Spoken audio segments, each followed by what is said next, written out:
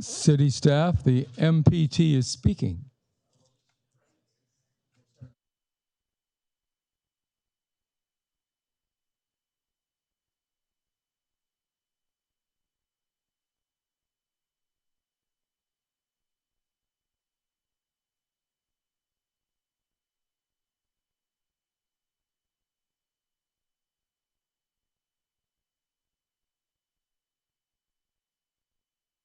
In accordance with Americans with Disabilities Act of 1990, if you require a disability-related modification or accommodation to attend or participate in this meeting, including auxiliary aids or services, please contact the City Clerk's office at 310-952-1720 at least 72 hours prior to the meeting. Government Code Section 54954.2. Public information. The public may address the members of the City Council on any matters within the jurisdiction of the City Council or on any items on the agenda of the City Council during the designated public comment periods. There will be 2 oral communication sessions, one for agendized items, comments about items on the agenda, and the other for non-agendized items, comments about items not on the agenda. The oral communication portion of the agenda is limited to a duration of 1 hour unless otherwise approved by the City Council. Comment time is normally 3 minutes, depending on the number of speakers. Public viewing available by live stream on the city's website. The meeting will be streamed live over the internet via www.carsonca.gov, YouTube, www.youtube.com/@City of Carson, California. Cable TV, Spectrum Channel 35 and AT&T Channel 99. Carson TV app. You may also download the Carson TV app to stream the meeting. App availability. The Carson TV app is available in the Apple App Store, Google Play Store, Roku, and Amazon platforms. If you're not able to attend the meeting in person, public comment can be submitted before the meeting via email to cityclerk@carsonca.gov. The cutoff time to submit any email communication is 3 p.m. on the day of the meeting. Written comments can be dropped off at the City Clerk's office at City Hall. The cutoff time to submit any written communication is 3 p.m. on the day of the meeting. Written comments dropped off at the City Clerk's office or any email received will not be read aloud at the City Council meeting, but will be circulated to the City Council and incorporated into the record. We're calling to order the City of Carson Housing Authority, Successor Agency, Public Financing Authority, and the City Council. Today is Wednesday, June 3rd. Roll call, Madam City Clerk. Thank you, Madam Mayor. Councilmember Rojas. Present. Councilmember Deere. Present. Councilmember Hilton. Present. Mayor Pro Tem Hicks. Present. Mayor Davis Holmes. Present. Thank you. We'll have a flag salute by our councilwoman.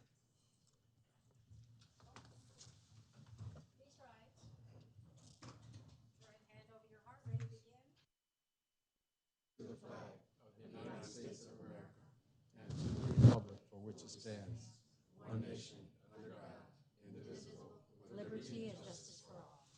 Thank you.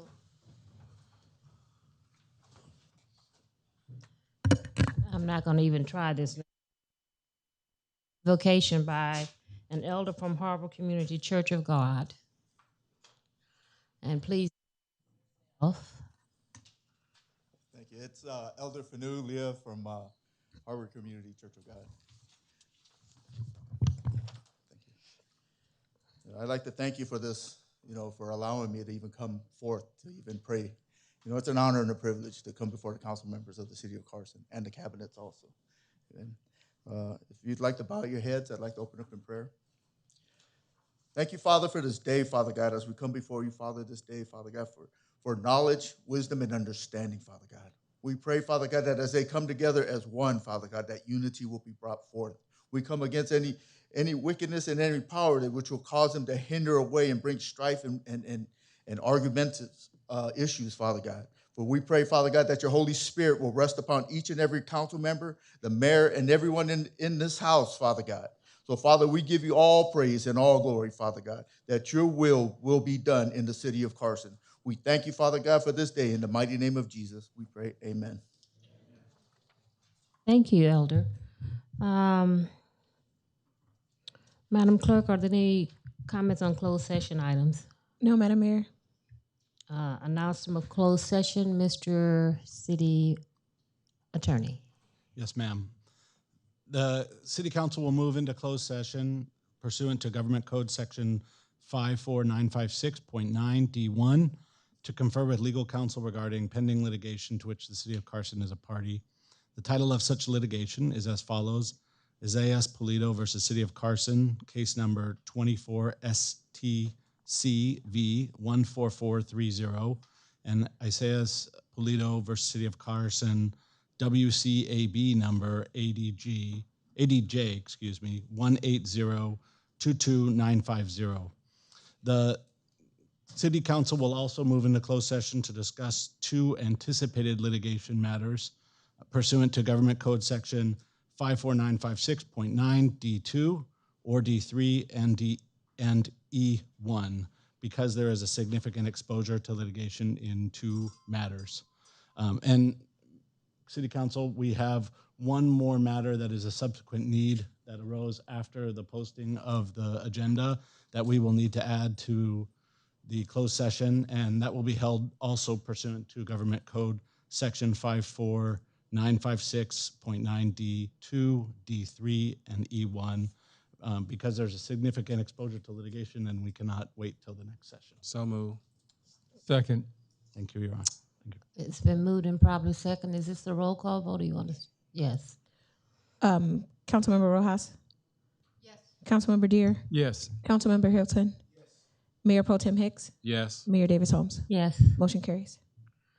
Okay, we're going to recess the closed session. We should be back within the hour by 6:10. I think our city attorney is supposed to be joining. I'll discuss it in closed session. Okay. We're in recess. We're in recess in the kitchen, but it's we'll try it this time.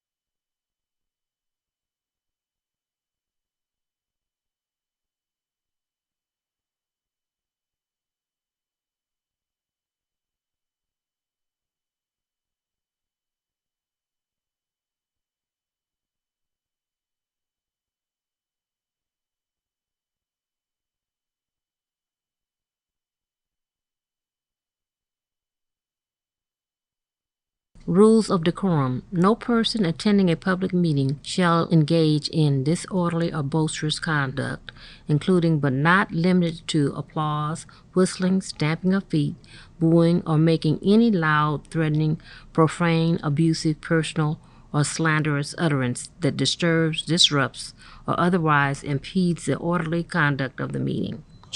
All Quiet. remarks by members of the public shall be addressed to the mayor or the chair and not to any other member of the public or any other single council, board, or commission member, unless in response to a question from the member.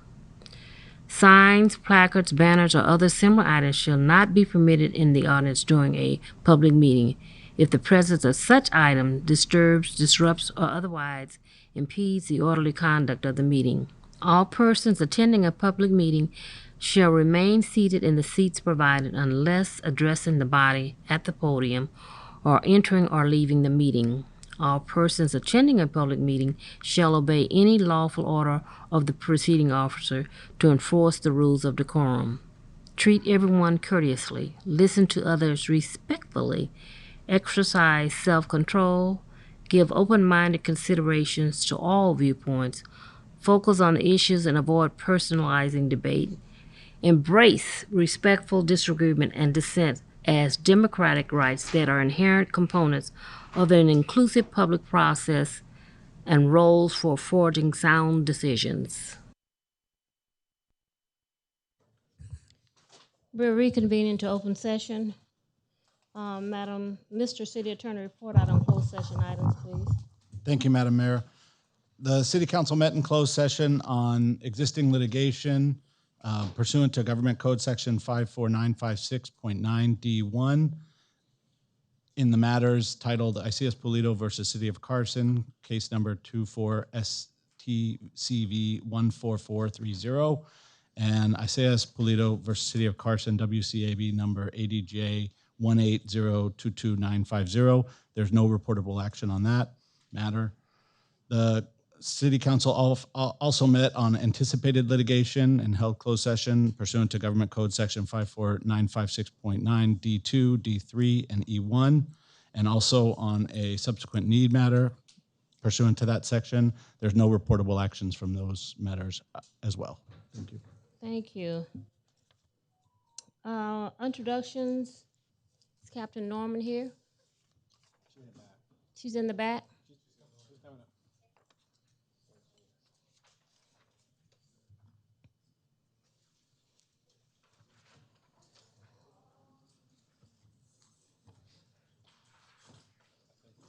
Okay. Good evening. Good evening. Thank you for inviting us. We wanted to share what's been going on at Carson Station. And in the recent weeks, there's been some questions about the Carson Parks team, and I wanted to take a moment to just introduce the team. First, we have Sergeant Zuniga, who's been at Carson. He's been actually at the Sheriff's Department for 21 years. At the South team for 6 months and 4.5 years at Carson Station. Sergeant Zuniga supervises Deputy Sweeney and Deputy Holguin. Deputy Sweeney has 5 years sworn on the department and 2 years at Carson. He's been on the Carson Park teams for about 4 months. Deputy Holguin has 8 years sworn and 3 years at Carson. He's been on the Parks team for 4 months. Our second South team sergeant is Sergeant Smith, who has been on the department for about 19 years, with 5 months on, with 2 years at Carson Station and 5 months at the South team. Sergeant Smith supervises Deputy Lang, who has 6 years on the department and 2 years at Carson. He's been on the Parks team about 7 months. We also have Deputy Brasida, who is currently at our SRT training, who has been sworn for about 6 years, 4 years at Carson, and 1.5 years at the Parks team deputy. Do you have any questions for the team? Well, thank you, team. I just want to see you. I know we started this program years ago. I was working as superintendent when it came aboard, and just hadn't had the opportunity to see who was on our park enforcement team. and to also, summer's fast approaching, and we got a lot of things that's going to be ending up in the parks. And I was talked to your captain and want to make sure that you were meeting with our park directors and all that good stuff. And they know you on a first name basis, really.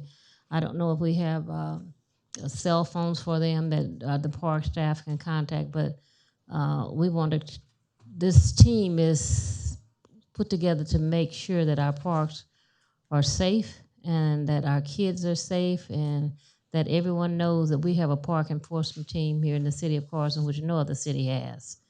So it's funded, and I just wanted to thank you, Captain, for bringing them to introduce to this body. Absolutely, ma'am. Thank you, Councilman Deere. Thank you, Madam Mayor. Yes, I want to thank you for your excellent report. As always, we come to expect that from you. Now we're spoiled. So the park team is very effective. I'm a public school teacher. I'm retired, but I taught school in Carson. And the young people in our community are no longer susceptible to the gang recruiting that took place in the parks previous to the creation of the PET team. So that alone is a tremendous success. And so I'm very happy with the great work that you do under the captain and the lieutenant, and your park enforcement team is very dear to my heart because I'm the one that initiated the creation of the park enforcement team. When I was getting that in order, we were told that PET type of team didn't exist in LA County Sheriff's Department, anywhere in Los Angeles County.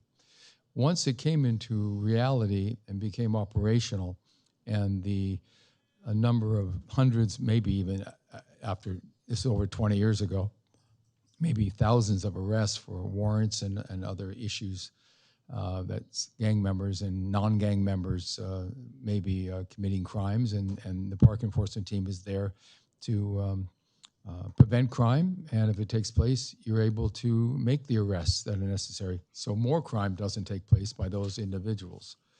So I know that you're able to make the park safe, and if people who lived in Carson for a long time, we in the 1980s and the 90s were faced with a dilemma. Pretty much every park in Carson was being claimed by a local gang. They claim the park for themselves.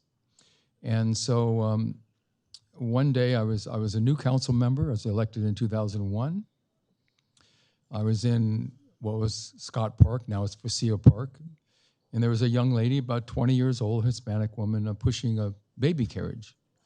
And so, you know, I'm a new council person. I'm trying to meet all my constituents. And I introduced myself to her, and she said, "Oh, you're a council member?" I said, "Yes." And she said, "Well, I was just told to get out of the park."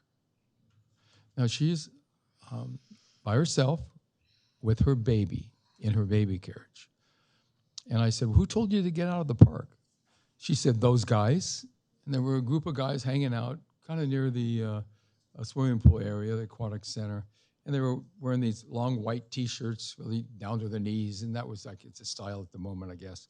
And she said they told her to get out of the park. Now think about this. She was no threat to them. Zero threat. But they told her to get out of their park. So when that happened, I formed a citizens committee. I wasn't even the mayor yet. And the citizens committee was anyone who wanted to join. At the council meetings like this, I would ask people to come to the meeting. So we formed this citizens committee, and we came up with various ideas.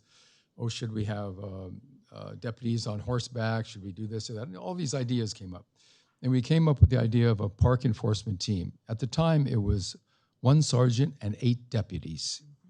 So when it was brought to the city council, the cost of that in 2002 was about $900,000 additional that the city of Carson would have to pay the county for the sheriff's park enforcement team creation. Council members didn't want to spend that amount of money, and sometimes, just like in the education industry, in the law enforcement industry, there are experts, maybe people who tell you how you should do your job, even though they haven't been a deputy or in the front lines for years or maybe never because they have a couple PhDs, and they're telling you how you should do your job. So I was told it's an inefficient use of money. But you know, there's intangibles involved with spending taxpayers' money, and one of them was removing the recruiting grounds for gang members. The parks no longer are recruiting grounds because of you. So, gentlemen, I know there's often ladies on the Parks Enforcement team as well. You do a tremendous service to the city of Carson. The future of the city of Carson is so much better without these gang members laying claim to our parks. Well, I couldn't get the council members to vote for it. And so then a terrible tragedy took place in Scott Park. A gang member from Scottsdale went over to what was Scott Park, and there was a T-ball game. There was a league, it was primarily Samoan T-ball league, you know, kind of their own league. The gang member started shooting a handgun, I don't know, in the air toward the crowd. Nobody got hit with that first bullet, but it caused a tremendous panic, you can imagine. So one of the coaches, unarmed, chased the gunman out of the park. But the gunman crossed the street, turned around, fired at the coach, hit him in the abdomen, paralyzing him for the rest of his life. When that happened, this room that you're in right now was packed full of people.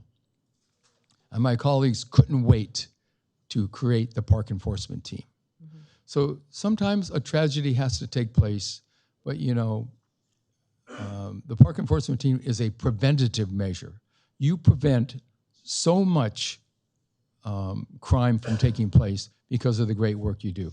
So I can't say enough about how important you are to the city of Carson, and I want to thank you for listening. Now you got a little history lesson. I know one of my colleagues, he doesn't like to hear the history, but I think it's important that we understand where it came from, how it was created, and how effective it is, because you are a fantastic group. And I believe Gloria Molina, when she was a supervisor, you copied the Carson Station park team and tried to get it into other stations in her supervitorial district as well. So there may be other park enforcement teams in LA County Sheriffs. I'm not sure. Do you know, Captain?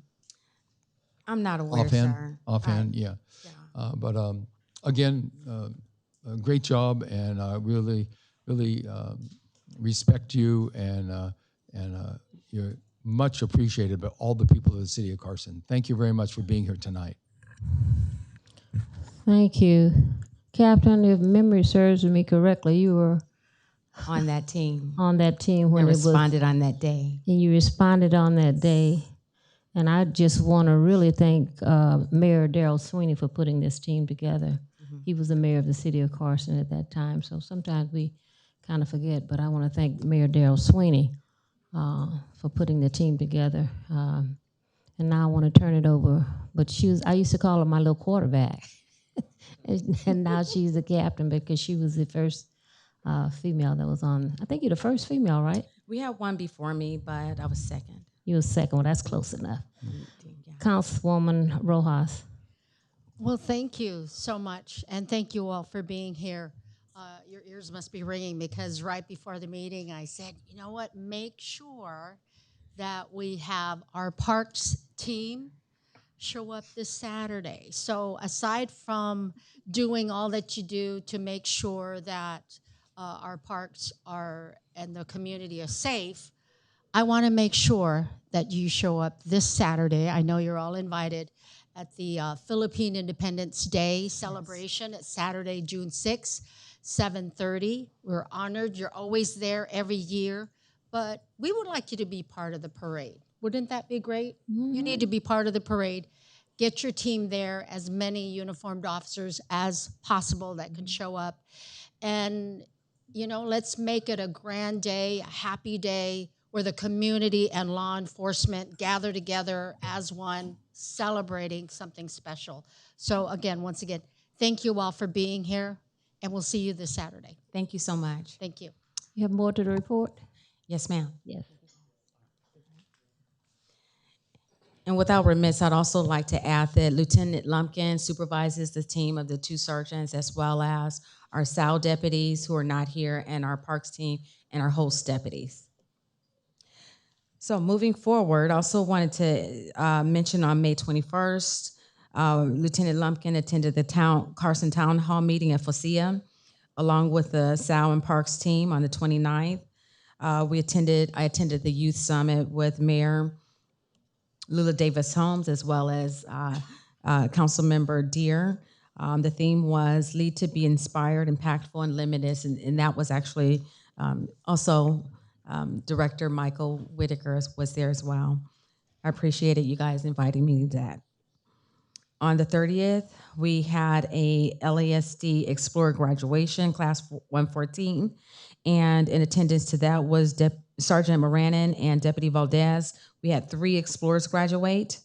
On the 30th of May, we had a street racing enforcement operation where we conducted an operation. We had felony arrest, 5 misdemeanors, a cite, 3 vehicles stored, and 8 infraction citations written. There were some traffic concerns regarding violations within the vicinity of Meadbrook and Rainsbury.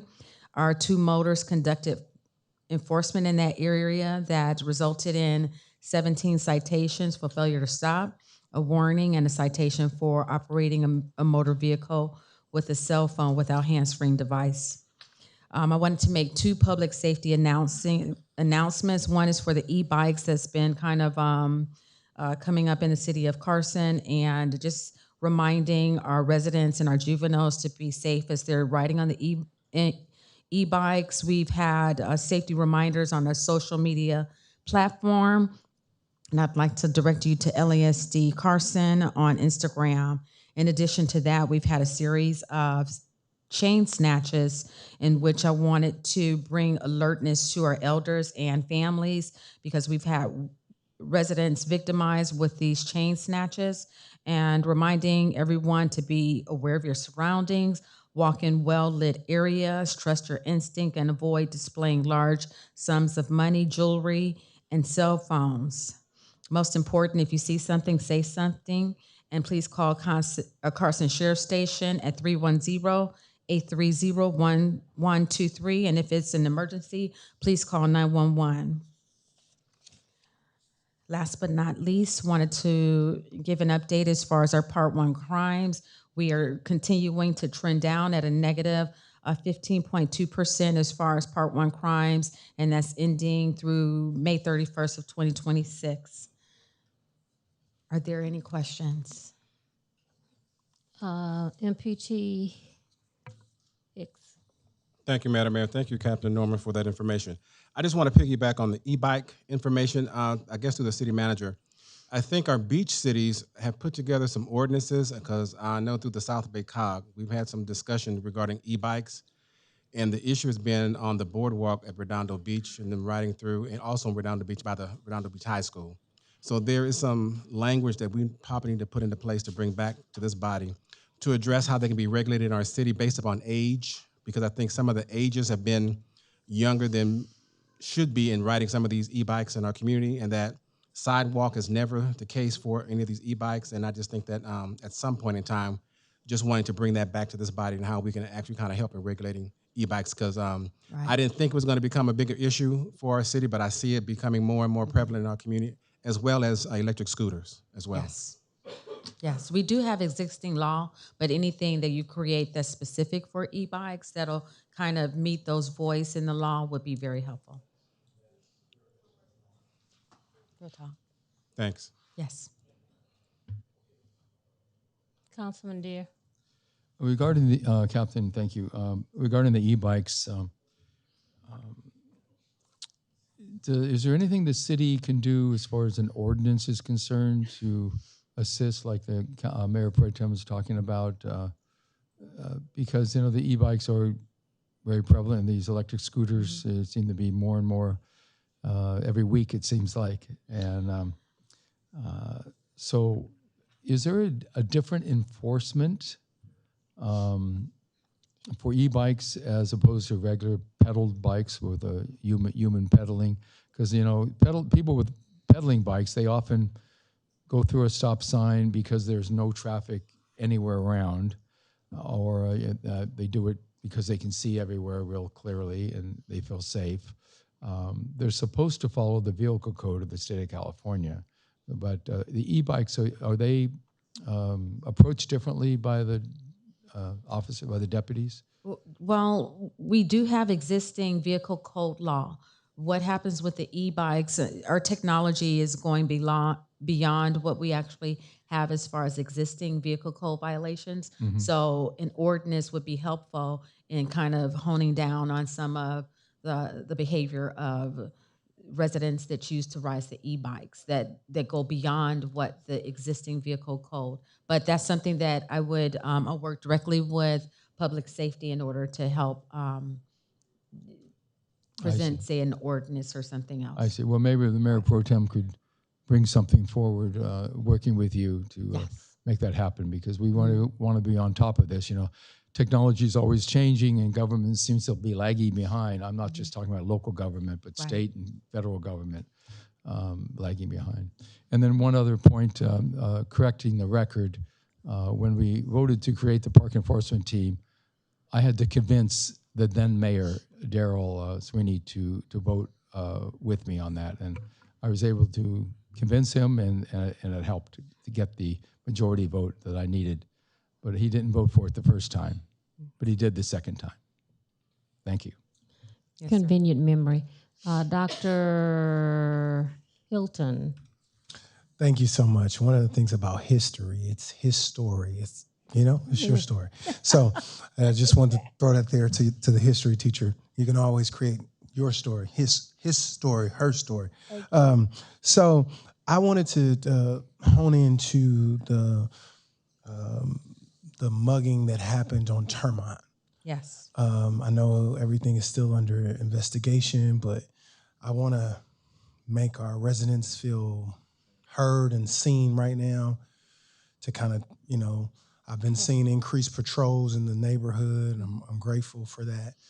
Just kind of, would you give us a snippet on what's happening right now, of you guys being proactive? I know you can't give me an update on the case, but like what you guys are doing back and forth between the Walmart shopping center and Termine, and because seniors like to walk freely, and they should be able to walk freely in their neighborhoods. I absolutely agree that seniors, families, mothers, children should be able to walk freely.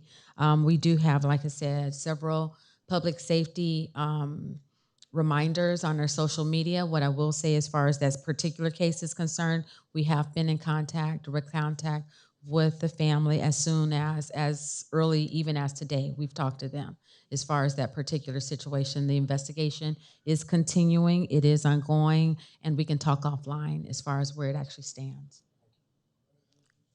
Councilwoman. Thank you. And as far as that incident, just piggybacking on yours, I want to thank the community for all the Ring cameras that everyone has on that street. It really does help when you have those cameras, and share it with the sheriff's department, so that can help in finding our suspects. So I just want to thank everyone that uses that and surveillance cameras.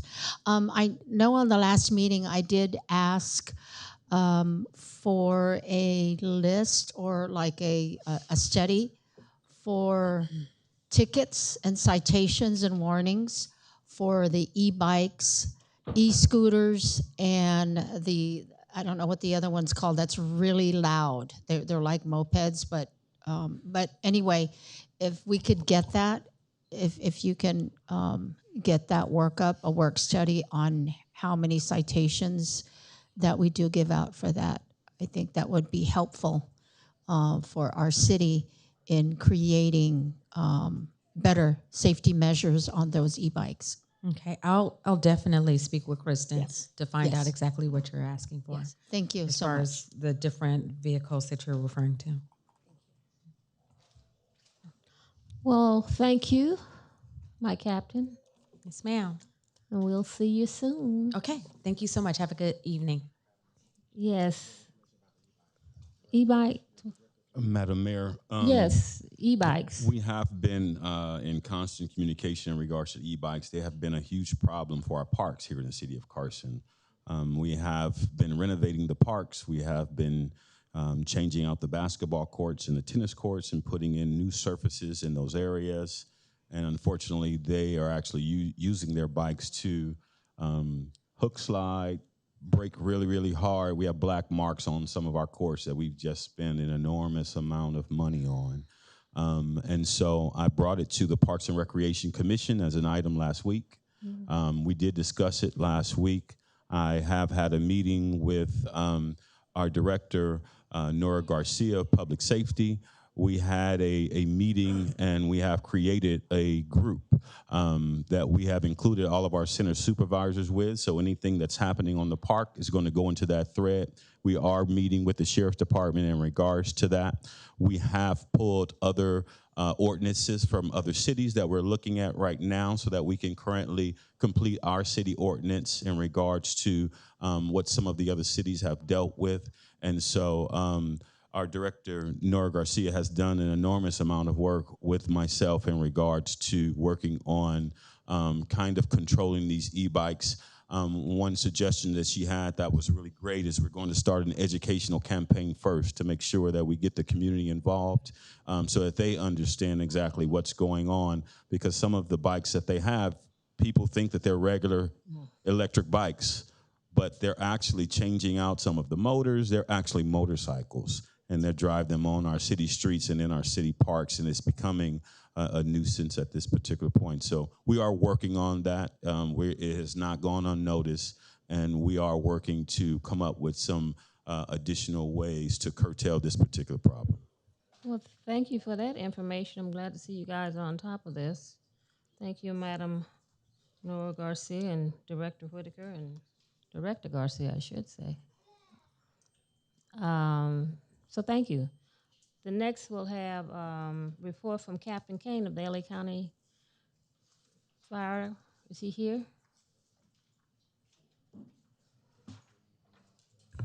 Well, he's not here. Oh, well, I'll take this opportunity to do my own presentation in, since he's not here. First of all, let me personally thank all the residents who came out and voted on this no Measure FW. It passed. There will be no fireworks in the city of Carson. I'm excited about that because we had to campaign, and I want to remind everyone that there's a $500 fine if you're caught firing off any firework, $500 reward, and fines can go up to $1,000 for illegal. But I want to thank everyone for the vote. It goes up to 5. It goes from 1, 2, 3. What happened to 5? Okay, 3,000. Fine.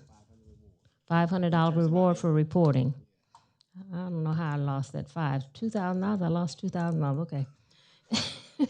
And just thank you, everyone. This was never about winning or losing. It was about doing what I believed was right for the city of Carson and its people. For those who supported fireworks in Carson, whether it was for personal reason or political reason, I appreciate that you acted according to what you believed in. And that's what this was all about, was what we believed in.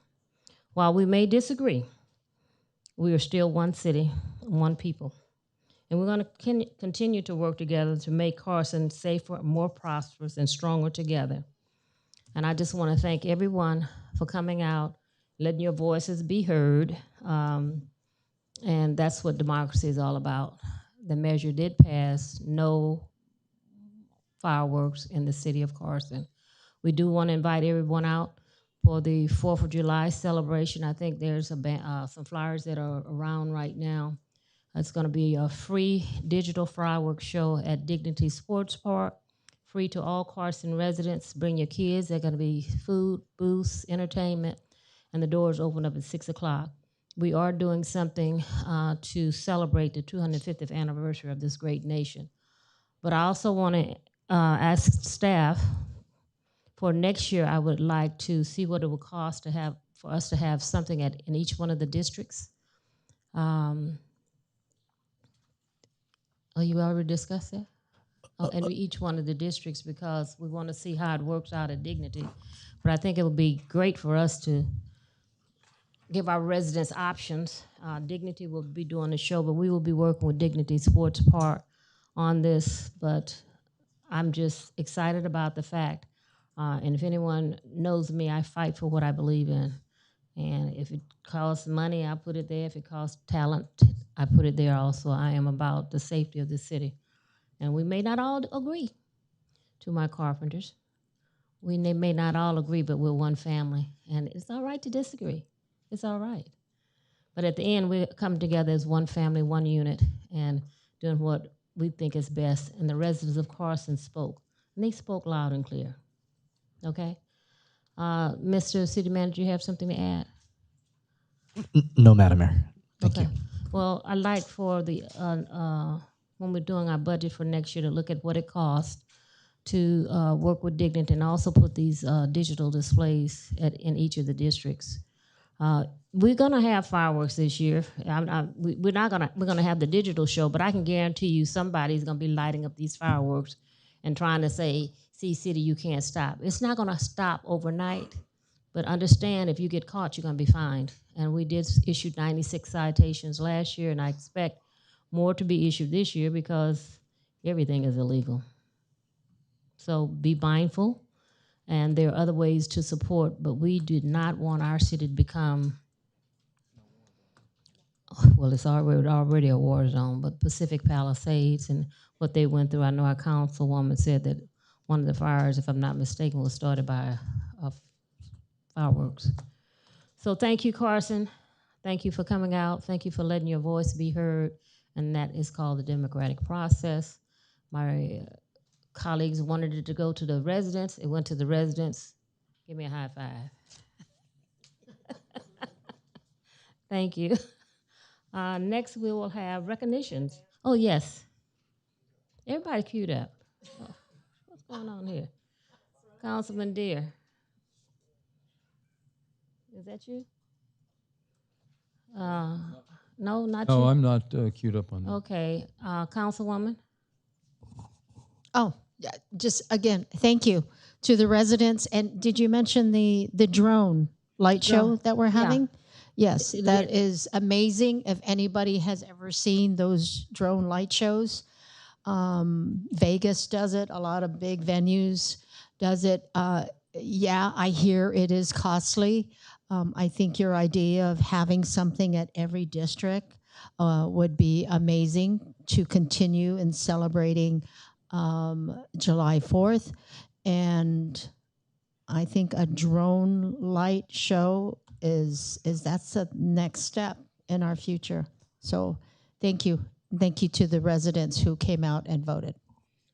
Dr. Hilton. Yes, Madam Mayor. I wanted to just say the same thing. Thank you for the residents who came out and voted. And just because we disagree on issues, it's still democracy. Doesn't mean we can't work together or anything like that.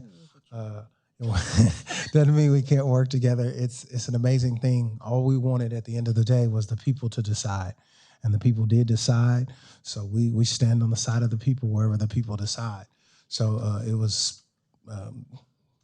It seems like it was a whole vote no. They had a whole lot of resources, and they did what they needed to do, and that's what election is all about, making sure that your voice is heard. So, hats off to every resident who voted. We appreciate you, and issues we may not always agree on, but one thing I believe that everybody on this council agrees with is moving Carson forward. So thank you. Incredibly grateful for the opportunity. MPT. Thank you, Madam Mayor. Thank you. Well, you talked about putting a show in every district. My recommendation, if it's feasible, to do the street fair like we did and shut down Carson Street in front of City Hall and do the drone show over the community center. And I think that will bring the entire community together in one location versus trying to split up the city in 4 different district pockets. We are one city, one location, one effort should be put into place. I know many of my residents I talked to were very passionate about having fireworks in the city, but I said at some point in time, you've been lucky enough not to have had any major fires in the community, and I understand the concerns. But one of the things that really kind of made me more concerned was that when they came before this body and were asking about fireworks, not one person talked about family. I didn't hear anyone talk about having family gatherings. Everybody talked about nonprofits. And I said, if that was the case, you should have came and passionately talked about your families and wanted to be together. That never happened. So I'm pushing for us to actually have the street fair to bring families together. And I think the last time we had a street fair, it was very successful. Residents really enjoyed coming together in one location. And I think if you combine the funds that we may find to put that together and have a street fair that represents the city of Carson at 4th of July. Okay, we'll think about that too. Thank you for that idea.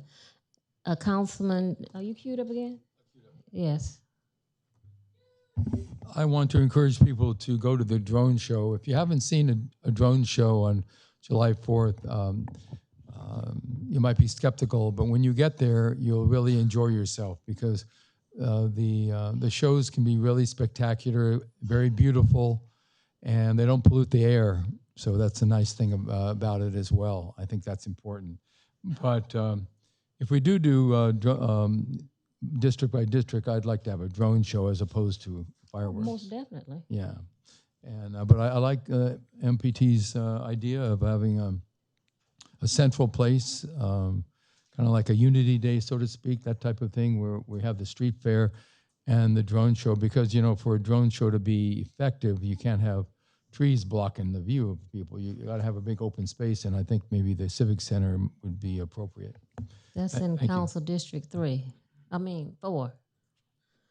Councilwoman says, okay, thank you. So take note of this. We will be at Dignity Sports Park celebrating on July 4th. Doors open up at 6:30, and we're inviting our public out, free parking. Must be a Carson resident.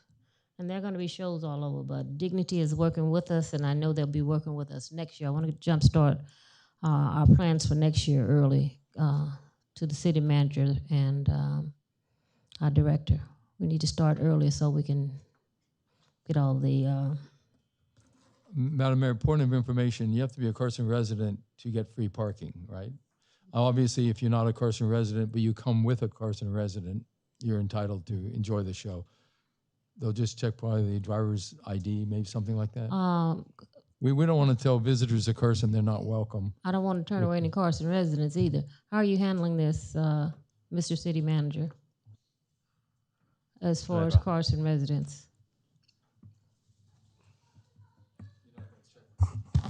Children's ID, for instance, you're not going to be doing that. Madam Mayor, yeah, there is no sporting event at the Dignity Health that evening, so the parking lot will be open.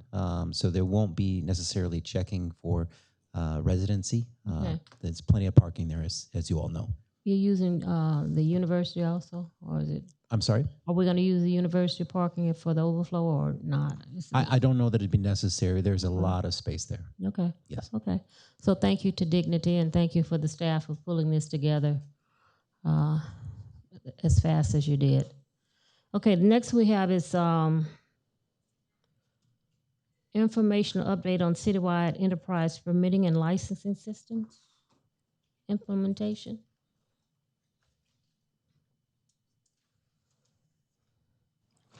Yes, thank you, Madam Mayor.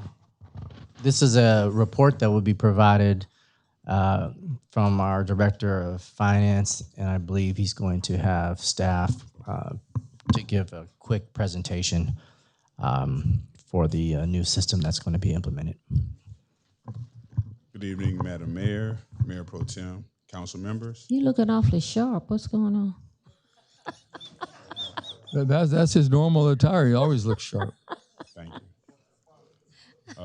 On July 1st, 2025, the Revenue Division transitioned from the HDL software platform to the Enterprise Permitting and License software. The primary purpose of this transition was to provide a more efficient and user-friendly experience for the citizens and businesses of Carson, while also streamlining internal processes and making it easier for city staff to perform their duties. These efforts reflect the city's commitment to improving customer service, increasing operational efficiency, and leveraging technology to better serve our community. Today, we are pleased to provide an overview of the system, highlight its key benefits, and discuss how it continues to enhance the customer and staff experience. I now bring up our revenue manager, Mr. Antonio Velasco, that will give an in-depth but brief presentation. Thank you, Director Jefferson. Good evening, Madam Mayor, Mayor Pro Tem, members of council.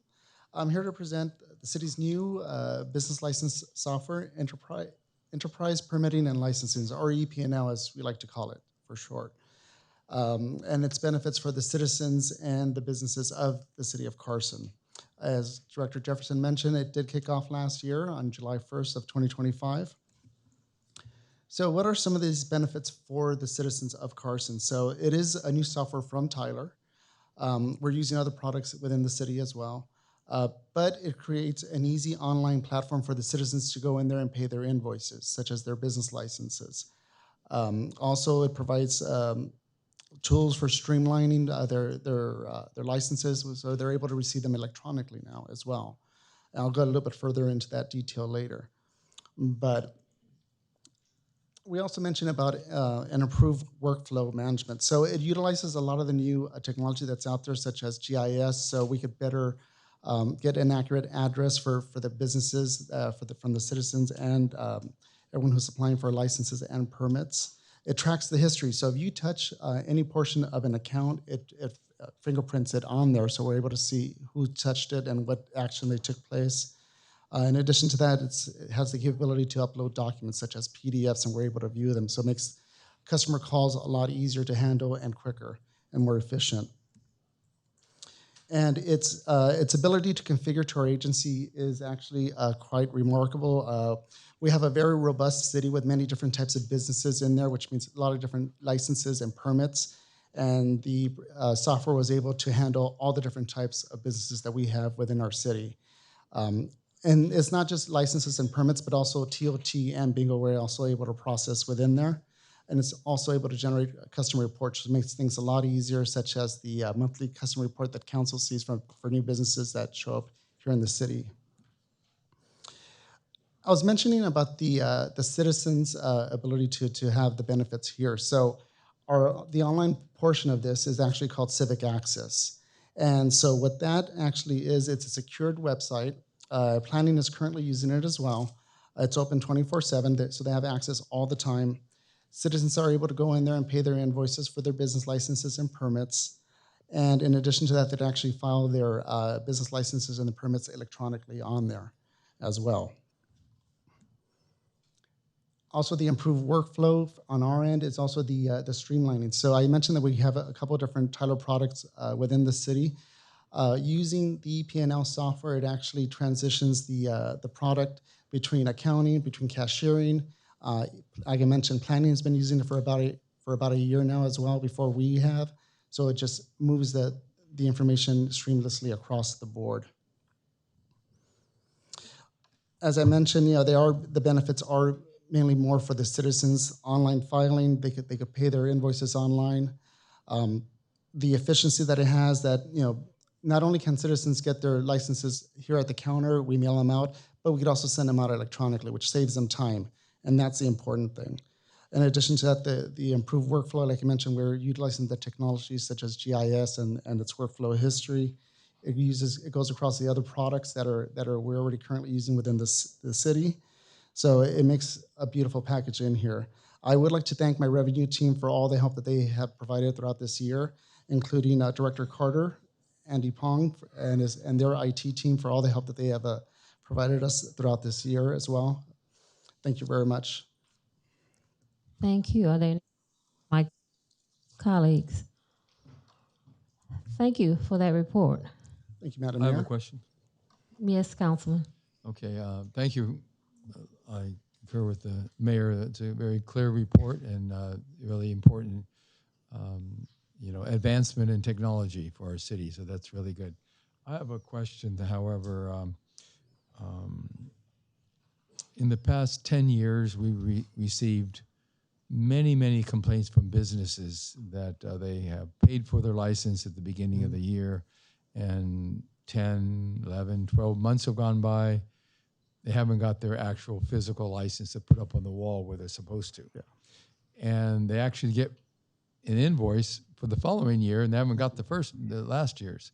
So will this system cure that problem? Because it's an ongoing problem.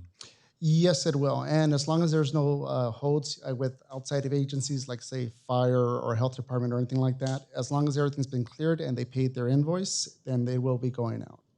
Okay, so these are businesses that have been here for many years. Yes. And year after year, they pay their business Yeah. license permit. Not necessarily changes to their Mhm. business. But if they had a new business, then they may have to have a health permit from the county if they're a food service or a fire inspection. So that could delay it as well. Yes, because they have to get approval from them before we could clear the license. So they are that way they are clear across the board. Yeah, because it's bureaucratic. We have a revenue division. We have code. We have plan checks, building and safety. We have the planning department, and they're all kind of waiting for each other sometimes. Will this system address the efficiency of that? Yes, it will, because we could actually talk to planning electronically, and we can actually get approvals like that right off the bat. And we're also, such as the custom forms, Yes. it helps with our referral process as well to these outside agencies as well. So, Excellent. Okay. Well, thank you very much. It's good news. yes. Thank you. Thank you, Madam Mayor. Oh, our city attorney has joined us. How are you, madam? Thank you, Madam Mayor. Next, the recognition for public information. We're going to continue that item until the July 1st meeting, staff. Mr. City Manager. And now item number 8 is recognizing our newly created multimedia divisions for receiving a certificate of excellence from the California Association of Public Information Officials. This media division is brand new. It's headed by my 2 Lulu girls that were promoted. And you have a presentation? Yeah. Yes, thank you, Madam Mayor. Just wanted to be able to highlight there's a brief presentation. I don't know, Raven, I don't know why she's been back there. shy. She's still wanting to take pictures. This is a division that we created in hopes to kind of stay within the technology aspect of multimedia. And these 2 individuals have exemplified really what multimedia is about and what it should be. Their efforts that they've actually handled over the last year has not gone unseen. They've touched every area within the city, continuing to increase the visibility of the city, help market the city, promote the city, as well as the city council, our residents, as well as the events that are within the city. So just really thankful for all the work that they do. They continue to provide the professionalism and the expertise to the city to showcase us, the city of Carson, as the jewel of the South Bay. And with that, without further ado, I'll allow them to provide their brief presentation. Thank you. Good evening, Madam Mayor and City Council, all of the staff. Short presentation. We just wanted to come to And what's your name, young lady? I'm Aisha Horton. I am the multimedia manager for the multimedia division, and this is my partner, Raven Stain. She is the producer on the team. Thank you. You're welcome. We just wanted to present you guys with the award that we won. It's a certificate of excellence to the City of Carson for the 2025 State of the City video. We want to thank the City Manager's Office for all of the support, of course, our talent, all of the wonderful directors here, City Clerk, and of course, the star of the show, the Mayor. We are a small but mighty team, and this is just the beginning. So thank you all for all of your support. If you have not seen the State of the City for this year, we have a small presentation. It's live on our YouTube channel, which is City of Carson CA. And you can follow us on all social media platforms at City of Carson CA. You have is it a video? Yes. Thank you. Showcasing me. If we could, Madam Mayor, we'd like to you provide the presentation. There's this video. There's a video. Edgar's gonna. They're getting started here. And after the video, we'll join them down front because we'll do our Oh, think of the wine.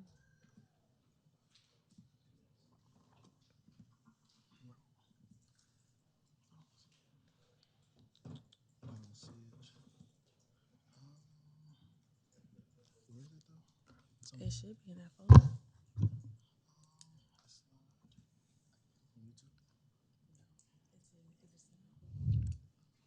This is award for multimedia for the video they created, not for the video that's about to show. Just as a heads up. Uh-oh. Multimedia.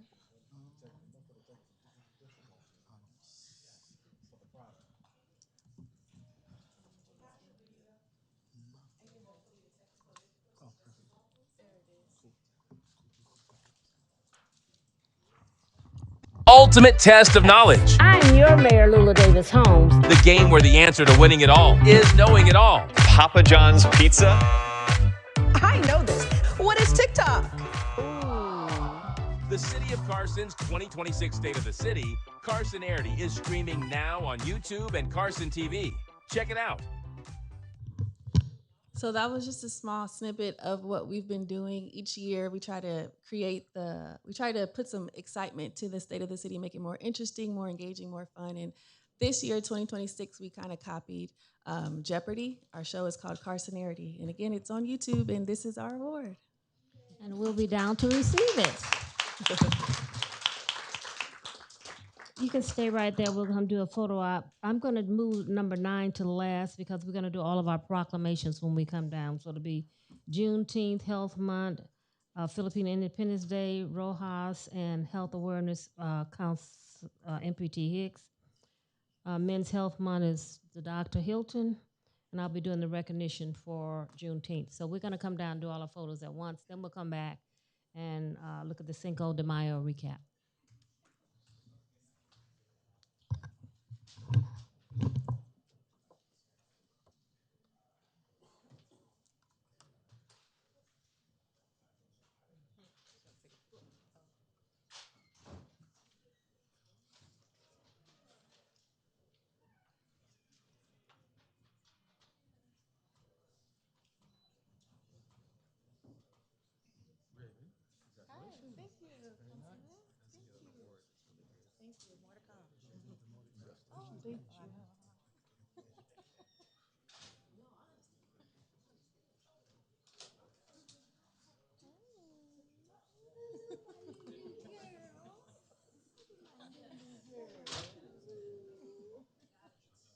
You've already spoke, so.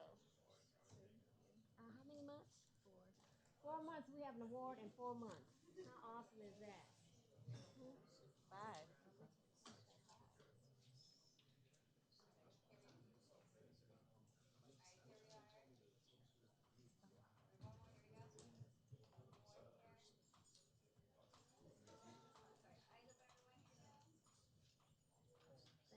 Let me see the ink of that certificate.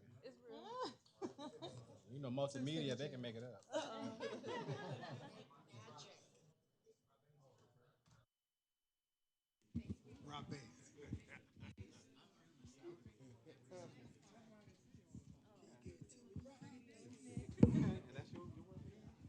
Is Keyshawn here? Is it I'm up next?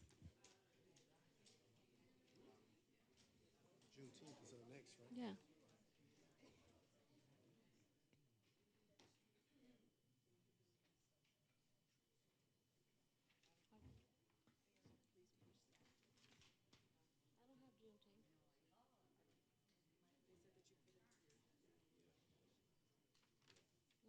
I'm going to move to Mental Health Awareness Month while I'm trying to find Juneteenth. Who's doing mental health awareness? Yes.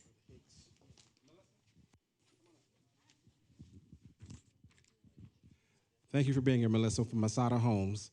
A proclamation recognizing Mental Health Awareness Month, whereas mental health is a vital component of overall health and well-being, encompassing emotional, psychological, and social well-beings and affecting how individuals think, feel, and act. Whereas according to the National Institute of mental health challenges are common across the United States, with more than 1 in 5 adults, over 59 million people experiencing a mental illness each year. And whereas according to the Center for Disease Control, nearly 1 in 5 adults have been diagnosed with depression at some point in their lives, and millions more experience anxiety and other mental health conditions that impact daily functions. Whereas per CDC statistics, youth are also significantly affected, with approximately 1 in 3 high school students reporting that their mental health was not good most of the time, underscoring the urgent need for awareness, early intervention, and support. And whereas education and awareness efforts play a critical role in fostering a compassionate and informative community where mental health is openly discussed and prioritized, and whereas the City of Carson is committed to supporting the mental health and well-being of its residents and promoting resources that strengthen individuals, families, and the community as a whole. And whereas the City of Carson hosted its mental health forum on May the 23rd, to provide residents with valuable information, resources, and opportunity to engage in open dialogue about mental health and wellness. Now, therefore, the Mayor and City Council of the City of Carson, California, do hereby proclaim Mental Health Awareness Month in the City of Carson and encourage all residents to take time to learn about mental health, recognize the signs of mental health challenges, support one another, and seek appropriate care when needed. Be it further resolved that the City of Carson reaffirms its commitment to raising awareness, reducing stigma, and ensuring that mental health remains a priority for a healthy and thriving community, and is dated today, the 3rd day of June of 2026, signed by the entire City Council. And Melissa, have a few words? Yes. Thank you so much. Really appreciate you, especially Mayor Pro Tem, for nominating us for this proclamation, and you as well, Madam Mayor, and all the council members.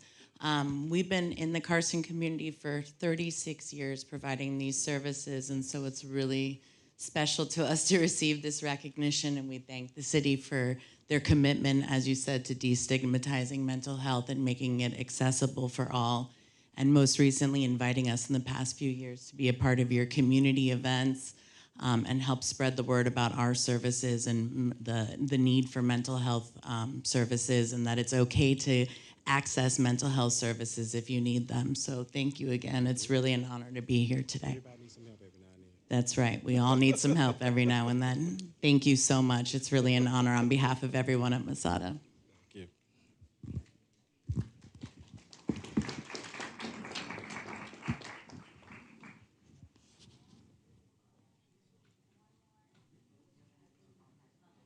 Thank you so much. Thank you so much. Next, we have a certificate. Dr. Slami Farha. Where? We gathered here to celebrate Juneteenth, a day that commemorates freedom, resilience, and the enduring pursuit of justice. It is fitting that we recognize the individuals whose life work has helped illuminate the rich history, hi, doctor, culture, and contributions of people of African descent. Pronounce your last name. Dr. Faraji is a distinguished scholar, educator, author, and a leader who serves as professor and chair of African American Studies at our own Cal State University, Dominguez Hills.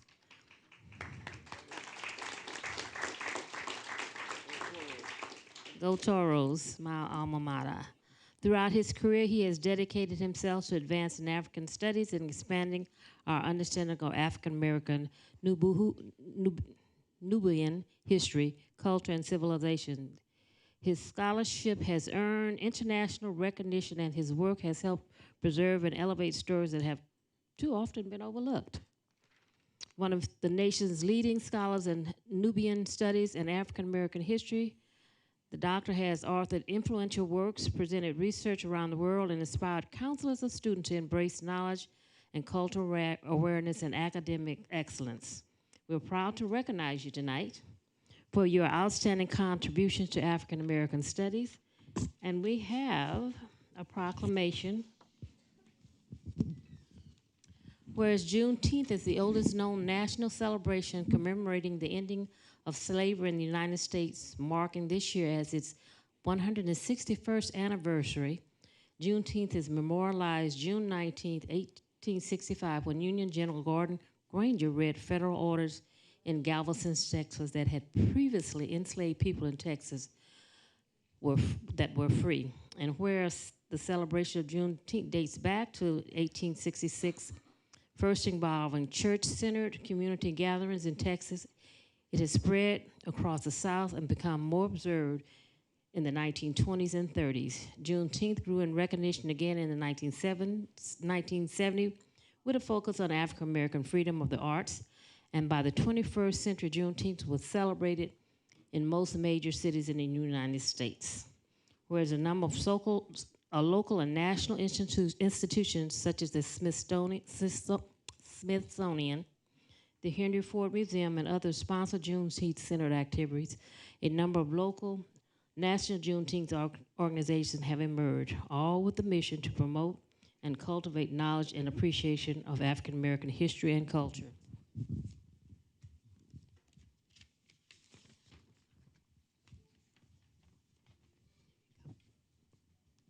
Whereas on June 17, 2021, President Biden signed legislation establishing Juneteenth National Independence Day as a federal holiday.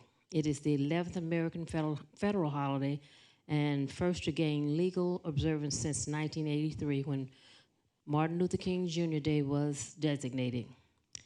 Whereas on Saturday, June 13th at 11 a.m., the city of Carson joins the nation in commemorating Juneteenth with a celebration at Anderson Park featuring live music, performances, booths, educational displays, and a teen zone for the community. Now, therefore, the mayor of the City Council of Carson, California, do hereby recognize June 19th as the 161st anniversary of Juneteenth and urges all of its residents, government officials, educators, and other institutions to recognize this significant day in American history and to mark this month with special ceremonies, activities, and programs in remembrance of Juneteenth. It's dated today, the 3rd of June, and it's signed by all of us and attested to by our city clerk. Thank you.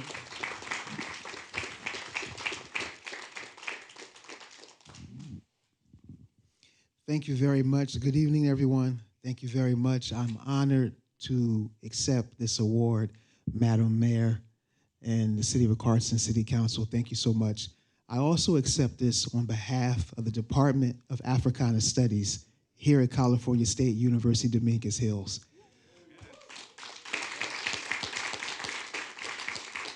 I am chair of the department, and I've been at Cal State Dominguez Hills for 21 years. So 21 years I have served and taught students in the city of Carson. I've even lived in Carson for 4 years, although I no longer live. And I also want to acknowledge that the city clerk is also an alumna. Of course, you all know Dr. Kalia Bradshaw, Department of Africana Studies. Dr. Jimmy Kirby, who also works for the city of Carson, also teaches in the Department of Africana Studies. Yes, and of course, our mayor is also an alum of Cal State Dominguez Hills as well. Yes, okay. So again, thank you so much. Let me acknowledge my two daughters who are here with me, Namiche and Yaasantiwa. My colleague, who is assistant professor in Africana Studies, Dr. Bwesigye Bwamesajiri. And also a student leader, Aleja, who's also the vice president of our Organization of Africana Studies at Cal State Dominguez Hills. This is a tremendous honor, not only for me, but also for the work that we do at Cal State Dominguez Hills, as well as in our Department of Africana Studies. So we are excited to be acknowledged on this great holiday of Juneteenth. Thank you so much. We're going to do a photo op with him, and then we're going to bring up the family and members from the university.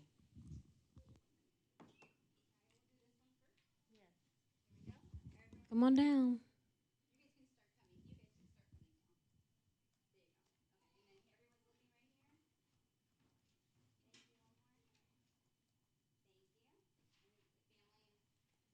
Family and friends.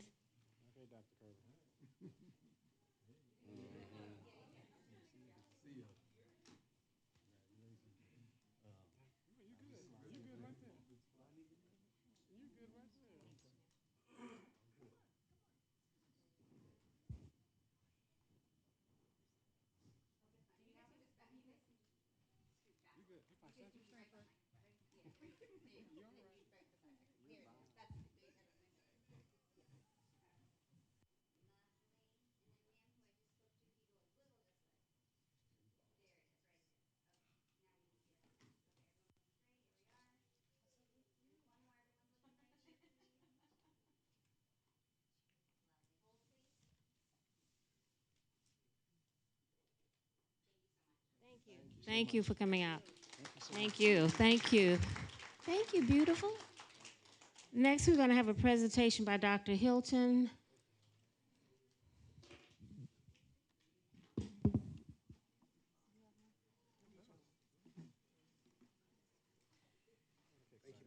Thank you, Madam Mayor. We are honoring National Men's Health Month, and we have Dr. Jimmy Kirby, who's coming to receive this on behalf of National Men's Health Month.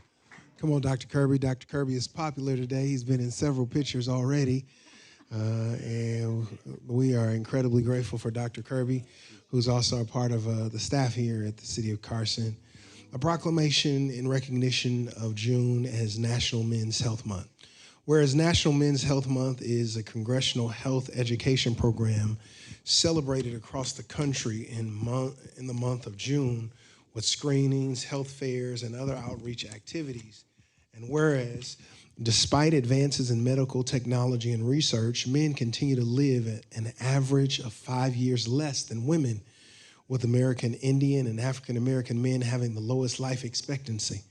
And whereas educating the public and healthcare providers about the importance of healthy lifestyles and early detection of male health problems will result in reducing rates of mortality from disease. And whereas men who are educated about the value that preventative health can play in prolonging their life role as a productive family member will be more likely to participate in health screenings. And whereas fathers who maintain a healthy lifestyle are role models for their children and have happier, healthier children. And whereas during the month of June, Men's Health Month will focus on a broad range of men's health issues, including heart disease, diabetes, prostate, testicular, and colon cancer. And whereas the citizens of Carson are encouraged to increase awareness of the importance of healthy lifestyle, regular exercise, and medical checkups, the month of June is an opportunity to educate men, boys, and their families about the importance of positive health and attitudes and preventative health practices. Now, therefore, the mayor and the City Council of Carson, California, do hereby proclaim the month of June as National Men's Health Month and observe this month with appropriate programs and activities to heighten the awareness of preventable health problems and encourage early detection and treatment of disease and injury nationwide and worldwide. Dated this third day of June, signed by all of us and attested by our city clerk. Thank you. I appreciate this. And Madam Mayor, all the council members here, the staff, all of my colleagues and folks, this is just a beautiful thing and very unexpected. I'm happy to be here and happy to receive this honor.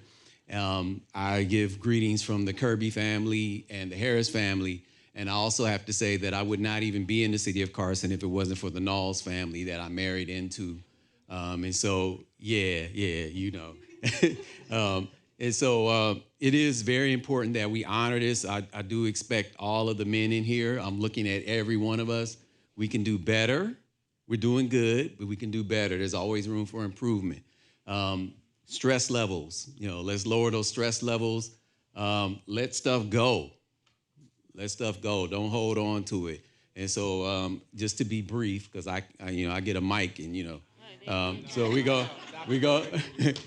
So I will just say this is for everyone who resonates on the God frequency. Thank you.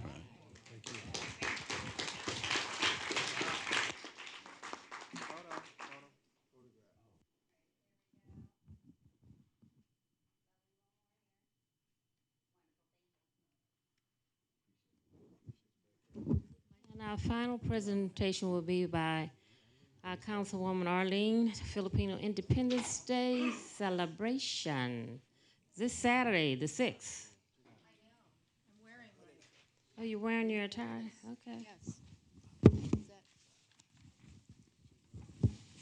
Thank you, mabuhay, and maraming salamat. Yes, we have our Philippine Independence Day, everybody. It's this Saturday, June 6th, Veterans Park, 7:30, all day long, a.m., all day long. I'm going to read this really quick, and then I'm going to bring up our recipients this year. So, whereas on June 6th, the community of Carson will celebrate the 128th anniversary of the Philippine Independence Day at Veterans Park. It is appropriate to recognize and commemorate the contributions that the Filipino-American citizens have made to our nation. The Philippine Act of Declaration proclaimed by the Filipino Revolutionary Forces of General Emilio Aguinaldo on June 12, 1898 in the town of Cavite, El Viejo, now known as Kawit, located in the Philippines province of Cavite, following the defeat of Spanish forces during the Spanish-American War and amid the Filipino Revolution against the Spanish colonial rule. Whereas, through the 1898 Treaty of Paris, Spain ceded the Philippines to the United States, officially ending the Spanish-American War. The United States government did not recognize Philippine Independence Day until the signing of the treaty in Manila on July 4th, 1946. For nearly 2 decades, July 4th was observed as the Philippine Independence Day, and later the law was approved on August 4th and officially restored official recognition of June 12th, 1898 as the date of the Philippine Independence Day. I'm going to jump forward. And the city of Carson is proud to recognize the following Filipino-American organizations in our community: Filipino Community of Carson, Philippine Independence Day Foundation, Southern California Allied Neighborhood Erasto Batong Malacay Foundation, Kayomangi Lions Club, Dreamers and Visionaries of South Bay, Fleet Reserve Association of Carson Branch, and Unit 302, the Filipino American Chamber of Commerce, South Bay, Los Angeles area, USA Philippines Business Association, Pacific Community Fund, Balita Media Incorporated, and the Confederation of Filipino American Association, just to name a few. The mayor and city council of the city of Carson, in honor of the multitude of contributions that Filipino Americans have made to make this better country and state for all people, recognize the 128th anniversary of the Philippine Independence Day, and it's dated this 3rd day of June 2026. Maraming salamat.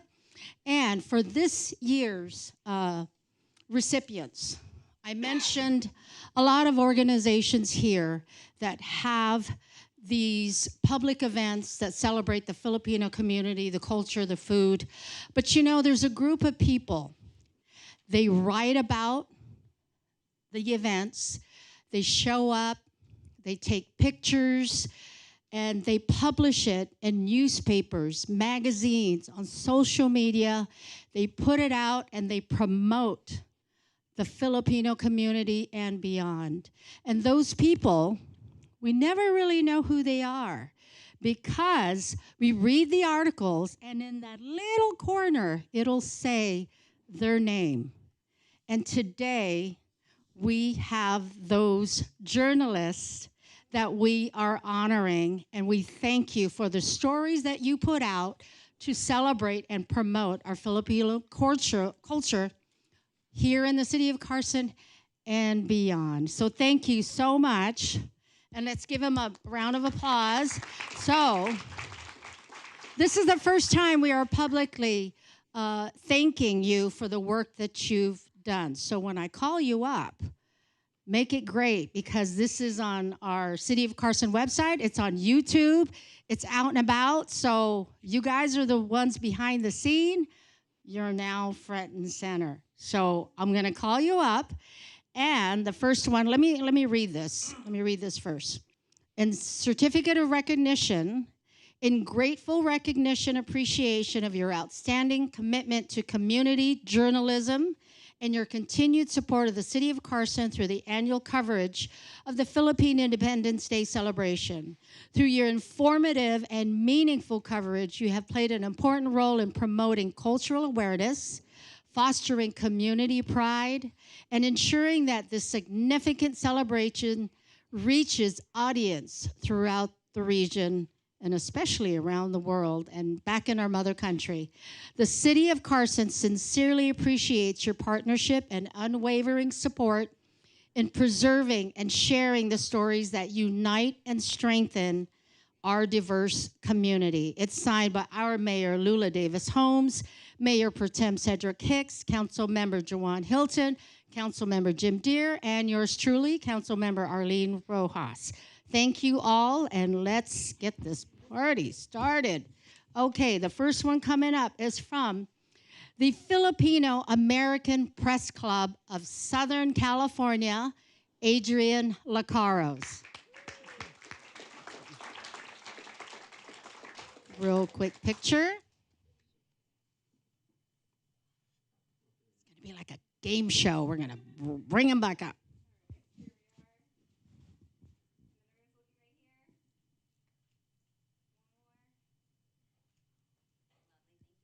Okay, and then the next one, maybe we could just stand by because at the end we can have a group shot. Okay, Chief Correspondent of Southern California Philippine News, Lydia Solis. Come on down. Thank you. All right.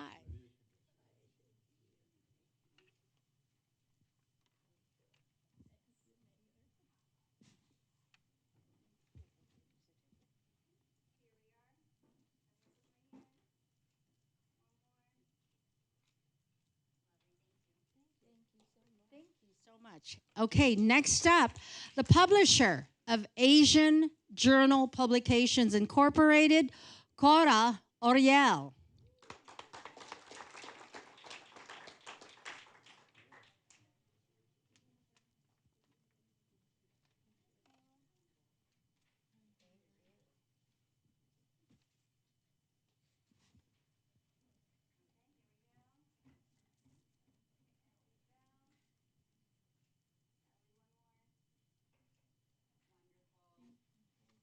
Thank you so much. Next up is the correspondent from ABS-CBN Corporation. This is worldwide, Stephen Angeles, and welcome back. Always, always around. Thank you so much.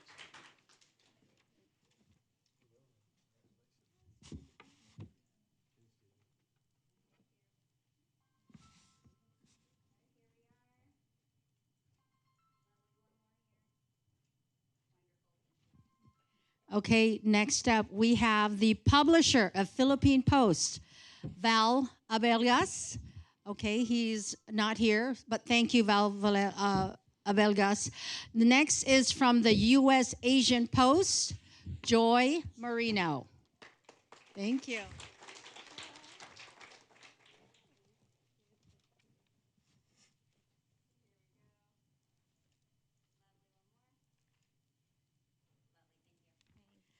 Thank you so much. Okay, and the publisher of Weekend Balita, Lucy Allen, and I believe Joy, are you accepting on behalf of her? Okay, so thank you. Thank you again. This is for Lucy Allen. This is Weekend Balita.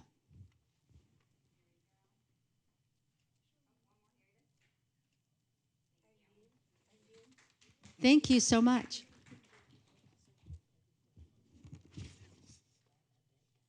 Okay, so for Val Abelgas, step on up. You can accept on behalf of Val Abelgas. Thank you so much.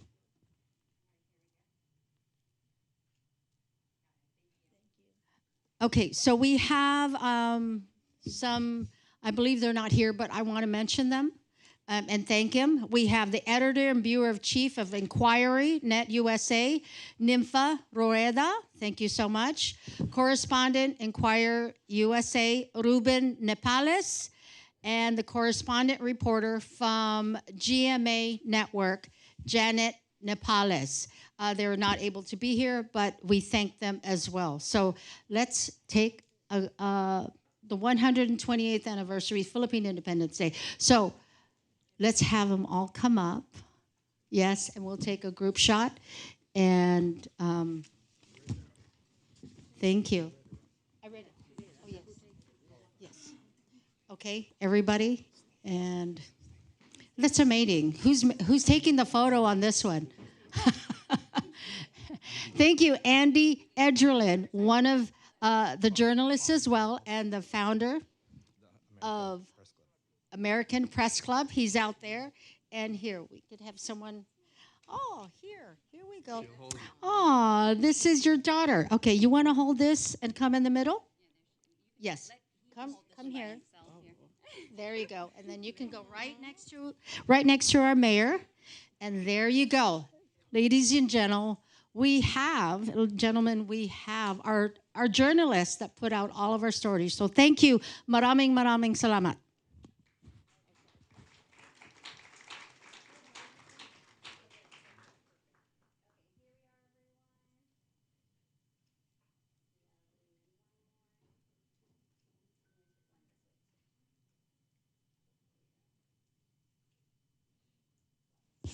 We have some time constraints. Is there one person that wants to say something?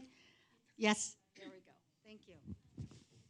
Good evening, Madam Mayor and City Council of Carson and everyone.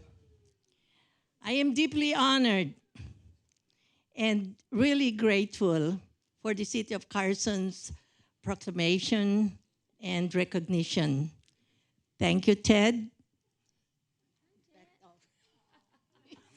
And as I accept this honor, I do it with humility and appreciation, knowing that journalism is not a solitary endeavor. Thank you, City of Carson. I am truly, truly grateful. I will continue to publish, write about, and cover events for the Filipino-American community. And thank you also for our statue of Dr. Jose Rizal that is the only life-size statue in the U.S. Yes. Thank you again. Right. Thank you. Thank you so much. Okay.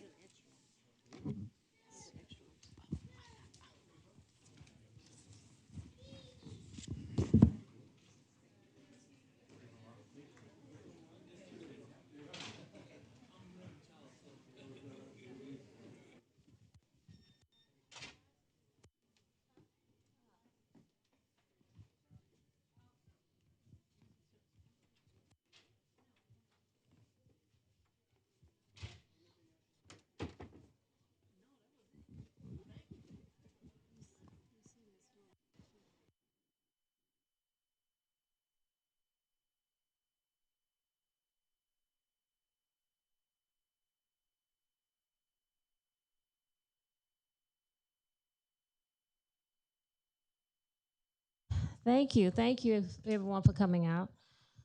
Next, we're going to have item number 9, the Cinco de Mayo video recap.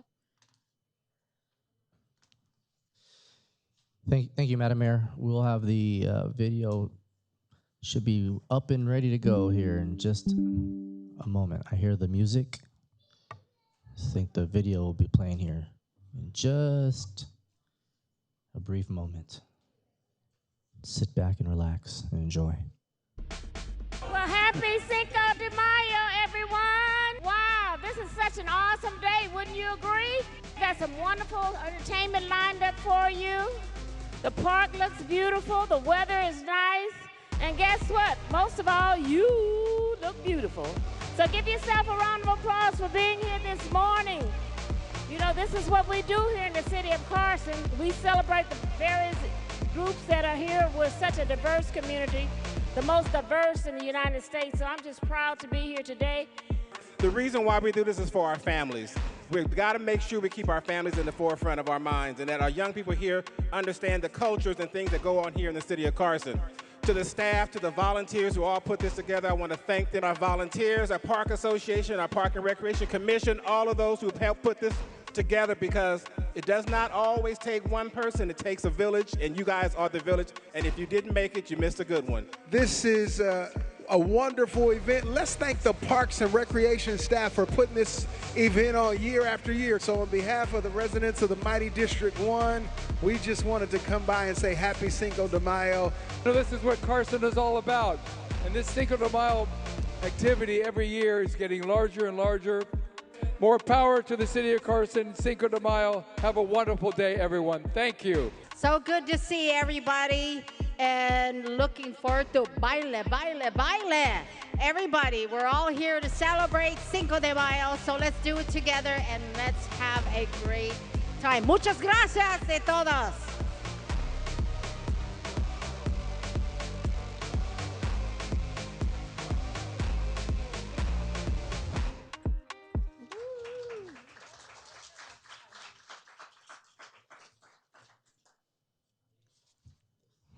Thank you, staff. Was that part of our multimedia also? We have all communications for matters listed on the agenda. If you're here to speak on item number 32, we will be getting to that shortly. The next is consent calendar numbers 14 through 29. Motion to approve. Minutes. Did we skip approval of the minutes? Yeah. Oh, I'm sorry. Just I'll kidding. move Never mind. approval of the minutes, Madam Mayor. Thank you. No minutes. There's no No minutes. minutes. Okay, Mayor Pro Tem, thank you.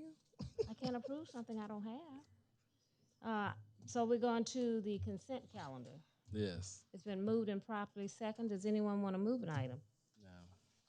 No. Please cast your vote.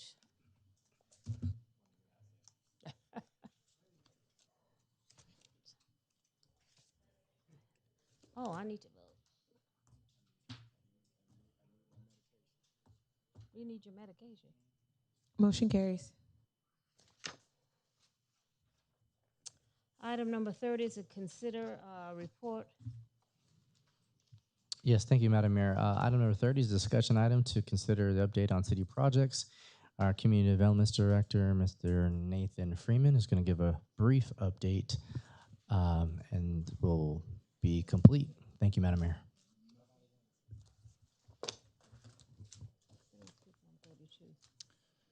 Good evening, Honorable Mayor, Mayor Pro Tem, and distinguished council members. Nathan Freeman, your Community and Economic Development Director. I have one important update for you this evening, and this is regarding the Phillips 66 Diamond Gateway redevelopment project. As the council may recall, the project remains in the environmental review phase and proposes the remediation and redevelopment of approximately 223 acres of former refinery property. Currently, staff, the city attorney's office, and the city's environmental consultant continue to review the draft specific plan and environmental documentation. The notice of preparation for public comment period remains open through June 12th. So while this project is fundamentally an environmental cleanup and redevelopment effort today, it also represents one of the most significant long-term economic development opportunities in Carson.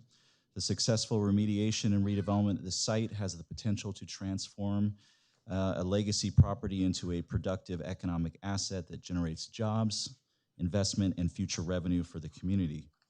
So what I would like to highlight this evening is that for the public's awareness that the Los Angeles Regional Water Quality Control Board will be hosting an open house and public workshop this Thursday, June 4th, tomorrow from 6 p.m. to 8 p.m. at the Carson Events Center. The workshop will focus on environmental soil vapor and groundwater assessment and cleanup activities associated with the former Phillips 66 refinery site. The Water Board staff will provide information regarding ongoing environmental investigations and receive public input. Community members interested in learning more about the cleanup process are highly encouraged to attend.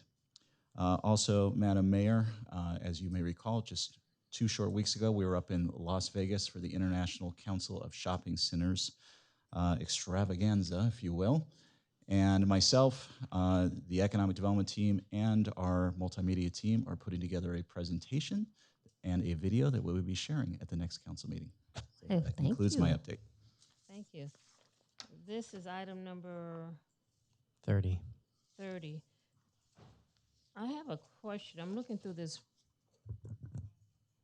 I've looked through this capital improvement projects and public works projects. I know we had budgeted 32 million for street improvement. I only see one project here, and I also wanted to know, and this body had requested a list of all the, like we do phase 1, phase 2, phase 10. I don't know where we're on 9, 10, and 11 right now. And I don't see that, and I'm just concerned that, where is it? So thank you, Madam Mayor. Yeah, so we're going to provide that to you when we come to do the final budget adoption. So during that week, we'll provide you that list along with, it'll be updated for the rest of the city. That was some organization and reallocations that were being done through CIP. And so that's now been complete. But to answer your question, we are on phase 11. Is it phase 11? Phase 11, and so we're anticipating about 3 to 4 more phases, and that will complete the residential portion of the all street repairs project, and then moving over to the main arterials. And so, but the aspect of the all repairs project will be, with the listing, will be provided for you all. My concern is we appropriated X number of dollars for street maintenance, and I don't want it. And I know this body doesn't want it to get lost, that we're not, because I'm not seeing it listed in this CIP for Public Works. And there was not all the streets in the city. If you're on page 10, there should be a list of streets that we're in the process of, because I'm getting questions, why haven't we taken care of my block when the block next door has been taken care of? And I need some answers as to when their street is going to be repaired. We don't want to get these projects lost, muddled, whatever. This body approved 32 million to make sure that our streets were done. So I just don't want to lose that. You know, we need to identify it. And in addition to that, Mr. City Manager, that the $12,500,000 that we received is for infrastructure. We want to make sure that it doesn't get lost, or you think that we went to sleep. Because I keep these little notes. So I think once we make a decision on what should happen, it should happen. This body said we wanted all of our streets completed, not this year, next year, but ASAP. And definitely by the time the Olympics arrive. And our main arteries need to be, they definitely need a facelift. And I was on a back street. Correct, Madam Mayor. And so yeah, there is funding that we're going to be bringing back to you, specifically the $12.5 million. We'll need to get your direction as to where you all would like to see that dollar or those dollars split into the districts. Into the districts? Well, to finalize for streets. Yeah, how much have we spent from the 32 million? 32.5, whatever it was. Go ahead. MPT. Okay. My concern is, and I brought this up at the last meeting, to look at what is the true cost for doing all of the streets in the city. And I think when a presentation was done before, and it was given information where you had grind and overlay, or you slurry seal based upon the number rating of the actual street. At the beginning of this process, I think this body's talked about every street in the city should be touched one way or another, whether by a slurry seal or a grind and overlay. And I don't think, for me, that the dollar amount that I think that was presented to this body was a true number, because to do all of the streets in this city takes a larger amount of money than the 31 million. So my question to the city manager, to the public works director, put back either some kind of way, give us that true cost that it's going to be and what streets have been done. As the mayor stated, I have residents too. Well, you did this street, but you've done that street the last 3 times, and you keep doing the same street over and over again, but my street has never been touched. So my concern is we need to make sure that we don't even duplicate the same streets over and over again and go to a new street that hasn't been touched. So that's my concern as well. If I could just shed a little light on that. So prior to this all-street citywide repaving program that we implemented, There had been a CIP project where there was some slurry seal going on in the city. Madam Mayor used to text me about that all the time because it wasn't done accurately. So those streets have been done, even though that they weren't to the liking of some of our elected officials. Those streets were done. So now moving forward into the citywide paving, remember we have a 3-year contract with them, and the first year was 30. So off the top of my head, we're actually putting together a report that's going to tell every street and every dollar that has been spent. And the team is working on that as we speak right now. We're finalizing that report, and it will be available. As soon as it is, I'll pass on to the city manager for his review.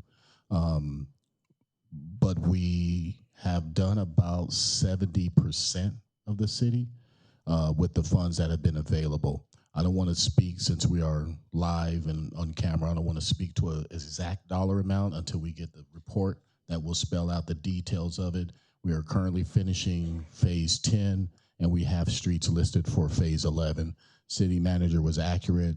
We're probably about 1 to 2 more phases of the residential streets. We're set for slurry seal, and then we would move on to some of the arterials using the same money per district, so we don't go over the allotted amount that we've been given every year.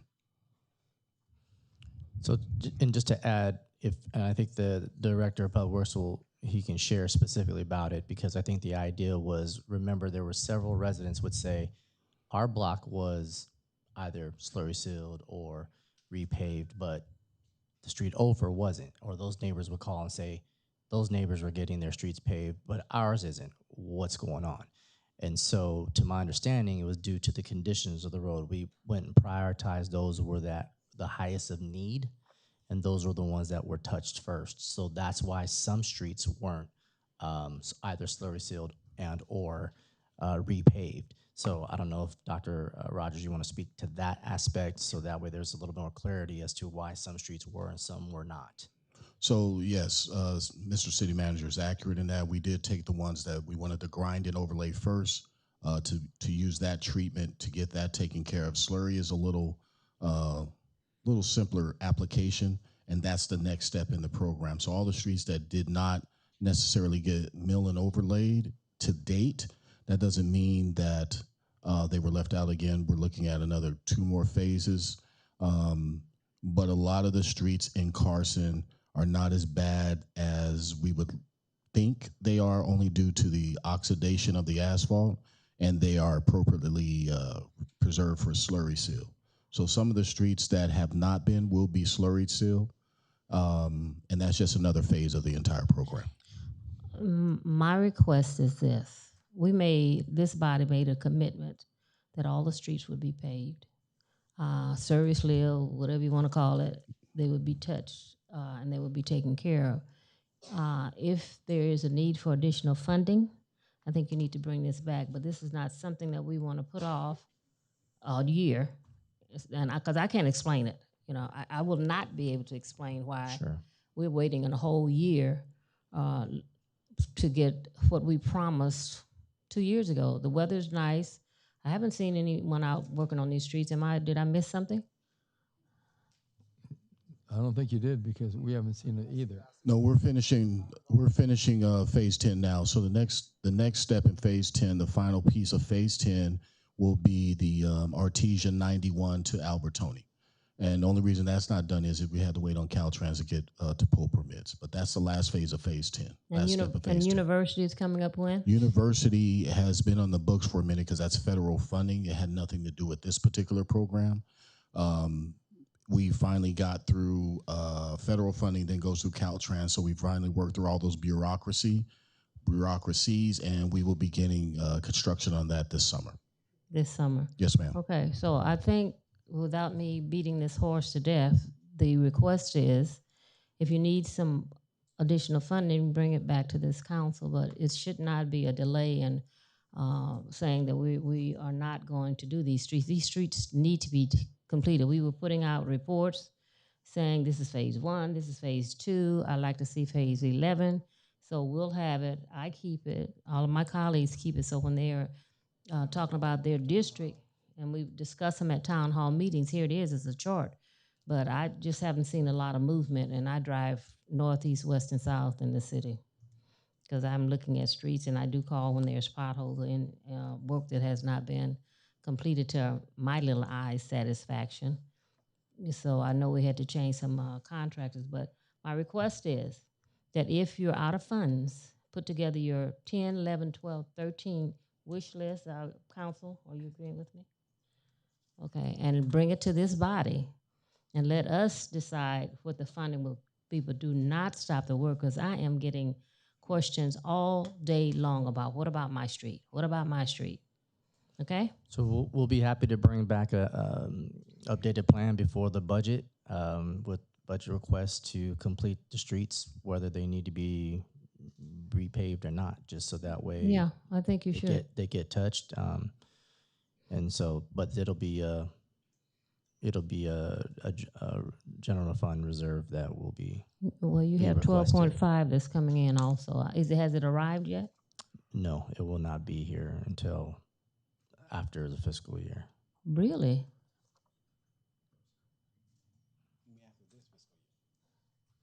That's next week. That's next month. Okay, Councilman Deere. Thank you. I agree with the mayor. We need to allocate the funds as necessary because we did give that direction. And it was, by the way, don't forget, it's every street and every alley. We don't want someone going down an alley and running into a giant pothole in the alley and say, oh, what, this is Carson? You know, we don't want that. And so let's make sure every street and alley gets taken care of, because that was the motion that passed unanimously. I know because I made the motion. So it's important that we do this because the infrastructure, as we know, was neglected for about a 5-year period of time. And 20. Thankfully, we have a mayor and a city council that is dedicated to maintain our infrastructure, which, as we know, was very impressive compared to other cities in the past, and then it fell by the wayside. So I have 4 questions. One of it is a specific location as to the through the city manager to the public works director. At last council meeting, I brought up the location of Figueroa and 220th Street, where they had done the street, did a great job on the street, but they left a section undone. And there's a typical type of asphalt bump in the road. Many times when asphalt abuts against a concrete street, just the nature of the physics of it, the trucks and cars going on it, the heat and cold affecting the expansion and contraction of the two different elements, concrete versus asphalt, it causes a big bump. So I would think that should be fairly straightforward to take care of. And so on my first question, do we have any, I don't mean to put you on the spot, Mr. Public Works Director, because you do a great job. But I did ask for it at the last council meeting, and I wondered if you had an opportunity. I know you're very busy, but you mentioned you were going to go out in person to take a look at it. Did you get a chance to do that? I personally didn't go out. The city engineer went out, and he's putting a plan together to correct that. Correct. Great. That's wonderful. Next, we had talked about this some months ago. All the council members, we see these streets being repaired. It's a typical situation with these contractors. It seems that they I don't want to say usually, but sometimes they'll tackle 2 streets in one day.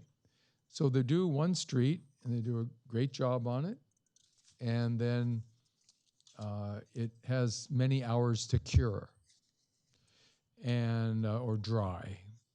Now, then they'll do the second street the same day. So they do a street in the morning and a street in the afternoon. But the second street, which is maybe right next street over, it doesn't dry, and the contractor is allowing the residents to drive over a wet, slurried street. And when they turn the wheel of the car, causes a problem. And you don't notice it when you're driving on the street so much, but if you walk down the street, you'll see what the residents who live on that street see. and it can really look ugly if there's all kinds of patches where it's too much in one area and it's too thin in another area. It just you can see where the wheels had turned, and these are just people coming home from work maybe and turning the wheel to go in the driveway. But the point is that we should ask the residents to be patient, because once the asphalt is, I don't know if it's cured or dried, because I'm not an expert, I'm not an engineer, but once it's ready to be driven on, then it's going to look beautiful for many, many years. So it's worth it to wait a few more hours to have years of attractive, healthy, good infrastructure. So I brought this up several months ago when the contract, I believe, was ending. The first phase was ending. And again, I don't mean to put the Public Works Director on the spot, but through the city manager, if you, one of you could address that situation where it the contractor needs to come back and fix those streets that don't look very good, because the neighbors on the next street have a nice street, and then the neighbors on the next street over, it doesn't look good at all. So have we been able to address that? That's my second question. Thank you for that question. If you could give me an exact location, and I'm saying that for a couple of reasons. One, I want to make sure that our contractor is up to par.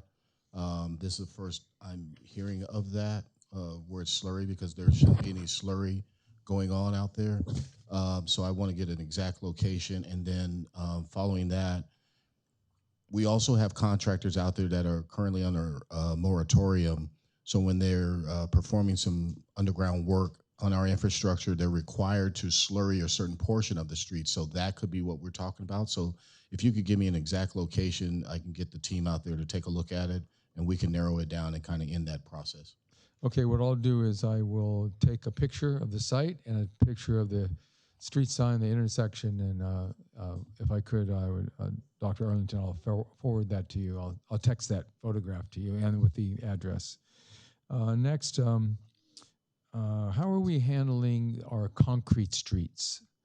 Some of our streets, concrete, of course, lasts for many, many decades, can be very perfectly healthy as far as driving over it, but sometimes it looks really bad. And the appearance, with the Olympics coming, we want the appearance of Carson to be something people say, hey, I visited Carson and the Olympics in 2028, and it's a great looking city.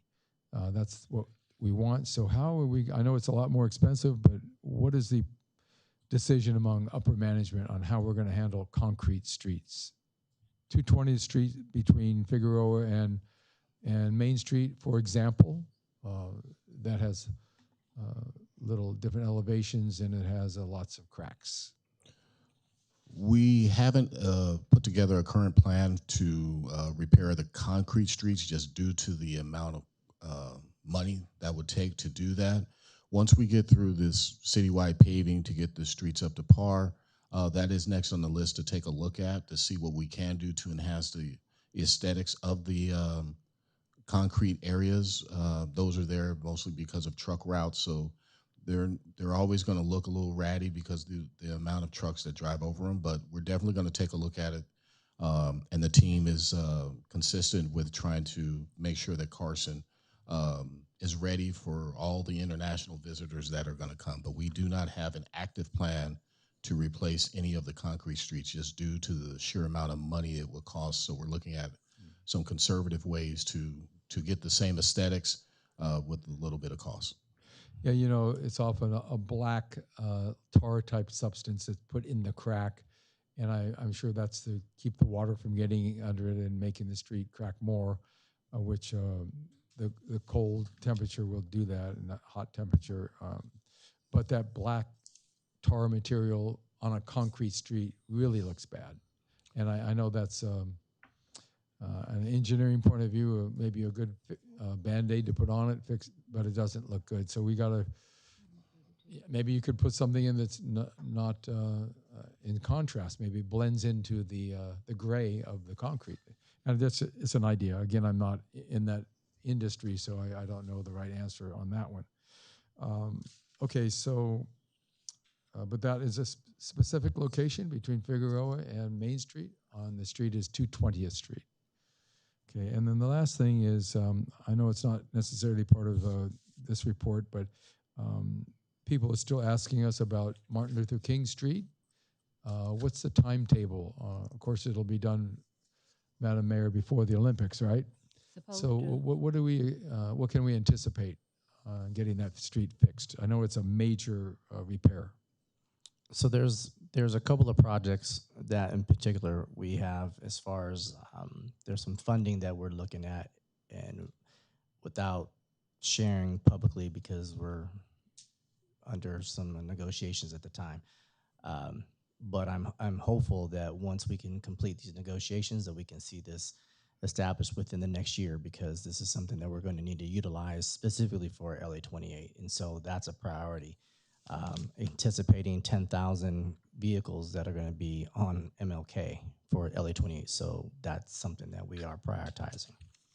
Very good. Well, I want to conclude by saying that my comments are not a criticism. They're an observation. And Mr. City Manager, your staff, Public Works and other staff are doing a great job in Carson. You have great leadership, and I think that the team really works to make things happen in Carson. This infrastructure improvements, it's a big job, as we know, costing many millions of dollars, and it's not easy to do, but as elected officials, it's our job to keep reminding you that, oh, the constituents are asking us this and asking us that, and we want to relay that to you in a very positive and professional manner. So thank you very much. Thank you, Madam Mayor. Dr. Hilton. Thank you, Madam Mayor. Certainly, I don't want to add more to your plate, but I got a text at 11 o'clock last night from a resident who's concerned about the pavement on Cheriton Drive and Mettler, which is in Centerview. So if we can make sure we look at that street or whatnot, I told her that I would address it with street, please. Mettler. I'll send you pictures. I'll send you the information or whatnot. I shared it that I would speak with you all about it, and this was the perfect time to just speak about it. Ms. Dunbar took your complaint right to the source. So I want to say the work that you guys have done has been great, and I know that we were quite behind on maintenance before you got here, and I know they used to ask you that question: how many days on the job? How many days on the job? Because you were running so fast. So I still, I know that you attacked a lot of work in a little bit of time, and I know that some things may fall through the cracks, but ultimately you achieved. So I'm grateful for that. So I want to let you know that. So that's my say. That question has gone to our Deputy Director. How long you been here? 9 months. 9 months. All right. Okay, you're off the hook, Dr. Rogers. You have a doobie here. Any more discussion on this item? This is just, what is it, receiving file? Item number. Madam Mayor, I do have one other question. It was mentioned about a workshop for Phillips 66 in the previous, what workshops tomorrow, June 4th at the Carson Event Center for the public, and what time is it? Could you tell me the time again? Maybe Mr. Freeman. Yeah, thank you, sir. So tomorrow that meeting is for the community that Yes. Phillips 66 is putting together at the community center. It's at 6:30. 6:30. Thank you very much. Thank you. Item number 31 is consider local uncontested appointments. I have a few that I would like to make. Does anyone else have any? Mine are complete, Madam Mayor. Complete. Thank you. You're not ready? For me, on Economic Development Commission, Kevin Ross. Environmental Commission, Cedric Nelms in the alternate 1. Kevin Ross is in alternate 3. Human Relations, Youth, Isabel Potter Onelas, Onelas. Madam Mayor, You have it? Cedric Nelms is alternate one for environmental. Yes. Isabella is the youth. The Youth Commission or the Youth rep rep. on The youth human rep okay. for the Human Relations Commission.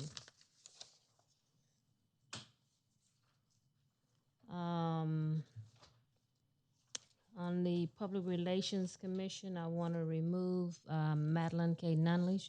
She's been ill, can't come to any more meetings. Madeline Nunley. Mm-hmm. Okay, we'll post the vacancy. Did I say Cedric?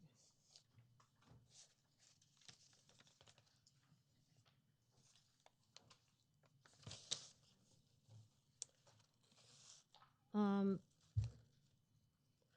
the remove Cedric Nels and put him on the Public Works Commission.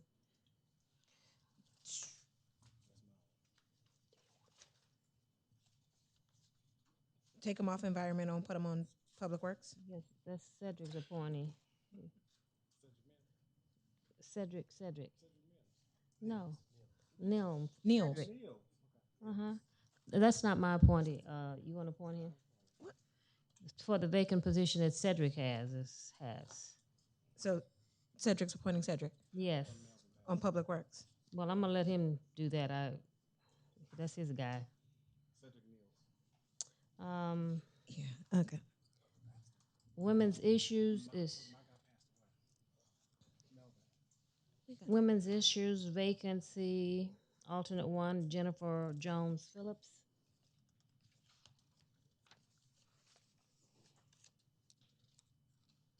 Youth Commission vacant for me is Nathaniel Zuleu. I think that's a TA. Nathaniel, you have an application for him.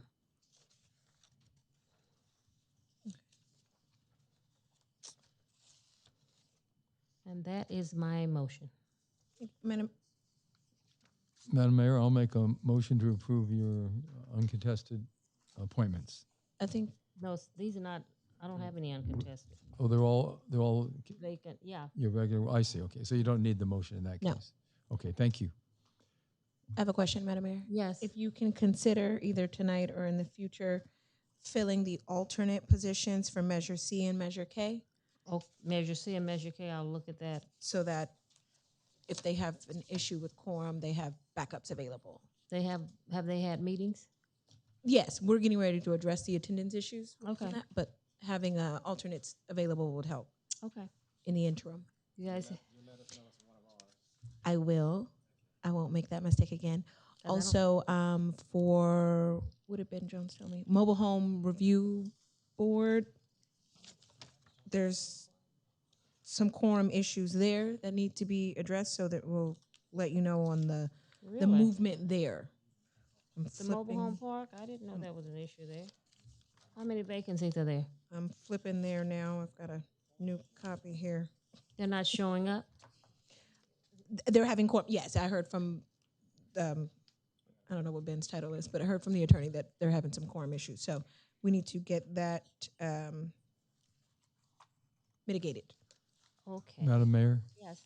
Through the mayor to the city clerk, I also, like the mayor pro tem, and I'm sure the other colleagues, if you do have that attendance issue, please let us know sooner than later so we can address it on that direct level and then make things go smoothly. Thank you. Yeah, absolutely, Councilmember. I rely on staff to provide the attendance reports, and so when I get those reports, we send out the letters removing them, And then you'll inform us. I'll give the courtesy email to you first. I see. Okay. And then send the removal letter. Very good. And then we Thank have you. to post the vacancy, 10 days, and then we fill it. Yes. Yeah. Yeah, because very this much. commission is filled with alternates. So, Mobile Home Park Rental Review Board. Okay, I'll revisit that Hilton email, has but open. he did express that there's some attendance issues. Okay. Thank you. It's been moved and properly second. Please cast your vote. Oh, No, no vote. no, all of these are not they're not uncontested. These are appointees. For your Oh, alternates, when you do the alternates, you'll need that. But Yeah, that's what these were. A lot of them were alternates. I didn't have, Kevin is an alternate, Isabella is a vacant youth. It's not uncontested, so let's go and vote that's just why to be safe. I made I thought you were Yeah. doing You only. made them. Okay, so then the motion that you originally made in Dr. Hilton's second Yeah. can stand. Okay. So cast your vote.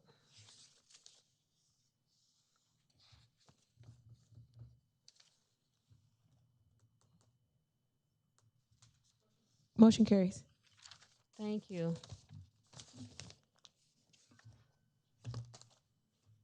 Item number 32 is a second reading of an ordinance. I have people that want to speak on this item. This item has been approved. We were looking at, well, it was approved, but I'll call you up anyway.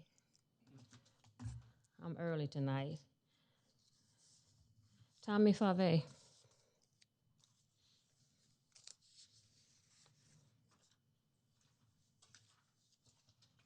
Madam Mayor, 3 minutes. 2 is good. Be brief. Brief. Brief. All right, council, city staff, and public that's here today. I just wanted to thank the staff for bringing this forward as a second reading, and we look forward to building this project. And just want to give thanks to this council for having the faith on moving this project forward. And we urge your vote tonight. And I just wanted to recognize, the carpenters that are here tonight that's going to be building this project alongside with IBW. And then recognizing our president from our LA County Federation of Labor, Yvonne Willard, that's in the audience, for supporting this project and knowing that these type of projects are really good projects to build. So thank you very much. Thank you. Lopez. Good evening, Mayor and members of the City Council. My name is Jerson Lopez, representative for Local 91, Carson. And Carson has long been a city that embraces innovation and infrastructure that serves the region. This project continues the tradition by delivering economic, environmental, and reliability benefits that can strengthen our community for years to come. Thank you for your time and your support. Thank you. Ray Lawson.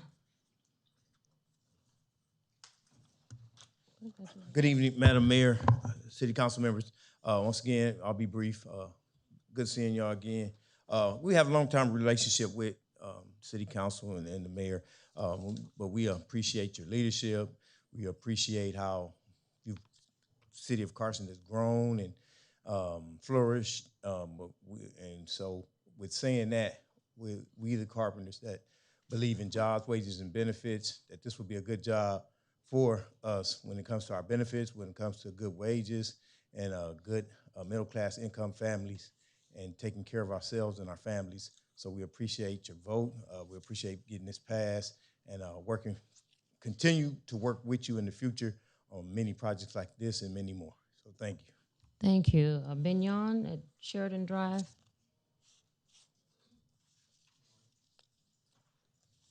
Good evening. I came to speak against this project even though it was passed. I spoke last time. I am speaking for the stakeholders of this city, the residents who are here for the long haul. They live here, they purchased homes, they make families, they build careers, some of them, and if they're lucky, they get to retire here. We're not going to talk about, yes, we do use cell phones and other technology. The thing is those small items do not cause the environmental damage that this large cluster of batteries has the potential to do to the city of Carson. These are temporary positions that are, they're jobs, but they're temporary. I think they stated that 7 of the members were residents of the city, but where will these people be if there's an environmental fallout because of this project? Sitting in front of televisions and not in council meetings, watching us suffer with the heavy metals that will contaminate the groundwater, our canals, our land, our air. As I stated before, we have schools nearby, we have homes nearby in that area. We have the Victoria Park, which is sitting on shifting constantly because of the methane gas, because of the dump. Was an environmental study done about the surrounding areas before this project was okayed? This is on the council's head. Thank you. Alex Perez. Alex Perez? He's not here? Kyle Patterson.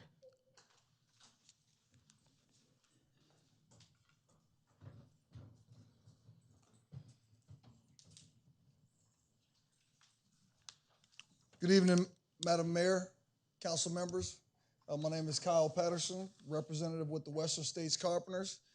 We had a heck of a week this week, and I'm glad the elections is over. But on to the next one.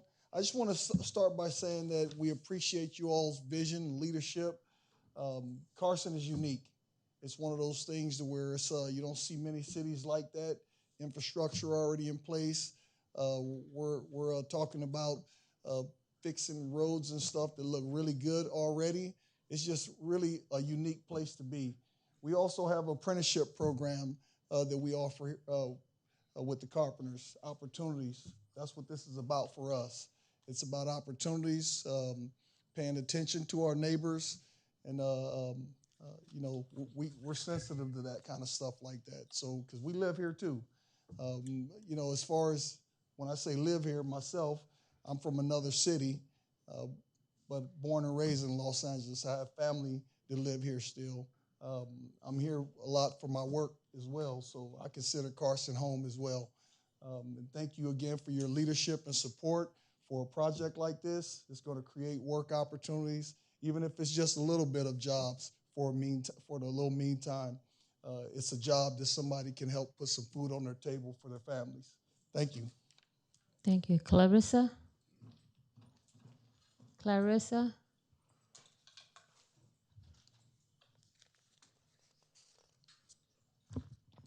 Hello. Okay. Good evening, Council. I'm a resident in District 2, and at the previous open session, I had voiced my caution and disapproval of the project in its current form, proceeding without a CEQA environmental impact report. As a resident of Carson that uses electricity, I understand the demand for more energy storage, but I must emphasize that the location of this facility is questionable.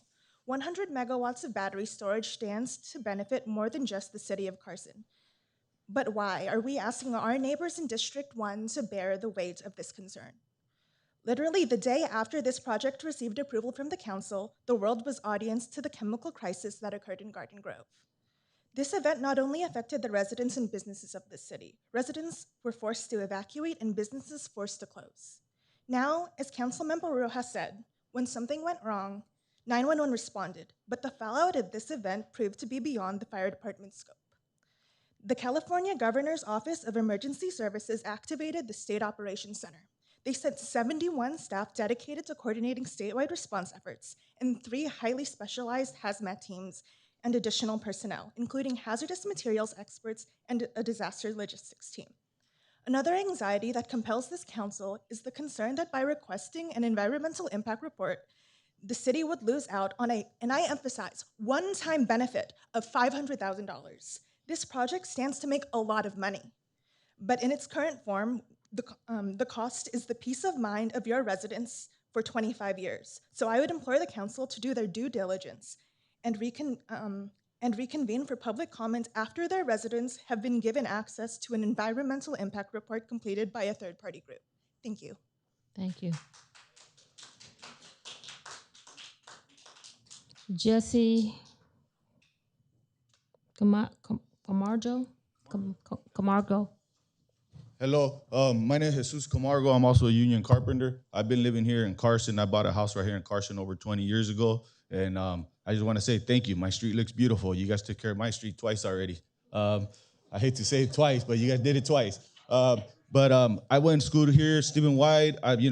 Like I said, my whole family lives here. My sisters still live here, my parents, everybody. And I support this job. I worked on 4 of them already myself in California, 1 in Arizona. These things are safe. They got clean air energy, no gases or chemicals being airborne around the city. It helps local communities avoid power outages. It keeps us less reliant on imported power to sustain the needs of the grid. So with all these energy, all these new power, new electrical cars, everything, all these new power stations being built, who says this grid ain't gonna go out? I know living here in Carson, my lights go off every so often, not too often, but it does go out. And hey, we need this backup, you know? And being a carpenter, a lot of our carpenters work an hour, 2 hours, you know, drive. That's why some of our guys had to leave early. And having this job right here, it'll let us be involved with the community. A lot of us got kids, and to keep the kids doing good, we gotta keep them in 2 sports, sometimes 3 sports. So we gotta be coaches out there. We gotta be involved with our kids. This will help us be closer to the house, you know, get home faster. Just buy Gatorade and fill up gas right here just because we're going to work here. It'll help us keep the money here in the community. So my thing, I support this right here 100%. Thank you. Thank you. Lauren Miles.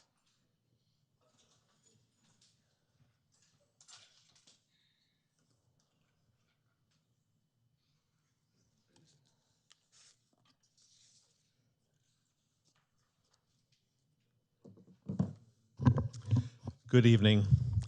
Carson Planning Department and the Planning Commission denied the applicant because of safety concerns, yet the City Council took the word of the applicant that the facility is safe to operate, even though the applicant has paid millions of dollars in fines for misleading government agencies regarding compliance issues.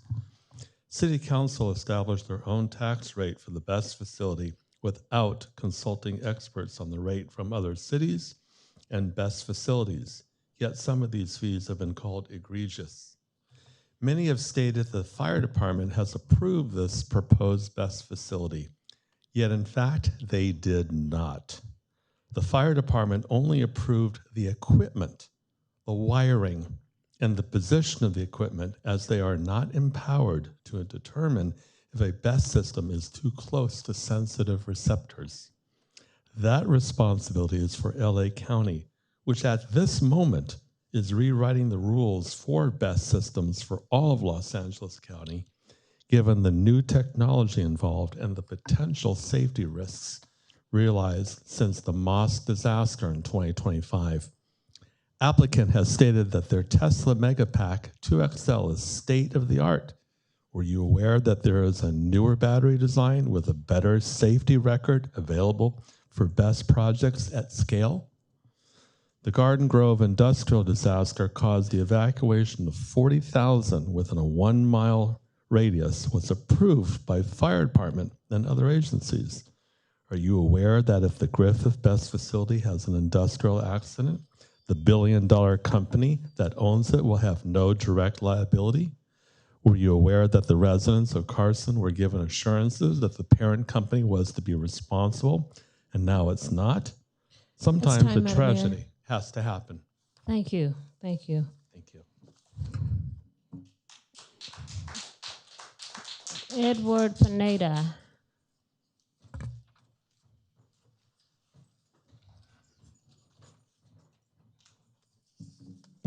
Good evening, Council. My name is Edgar Pineda. Been a Carson resident since 1994, and I approve this project. I think it's going to bring a lot of technology to the city of Carson, as well as working with renewable energy.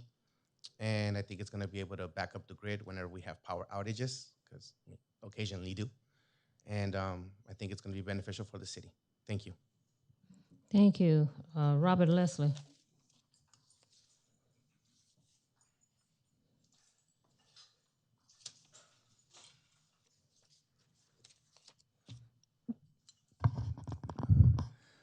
Good evening, Madam Mayor, to the council body staff. As you know, I sit back and I listen. Once again, people speaking in 2 factors here.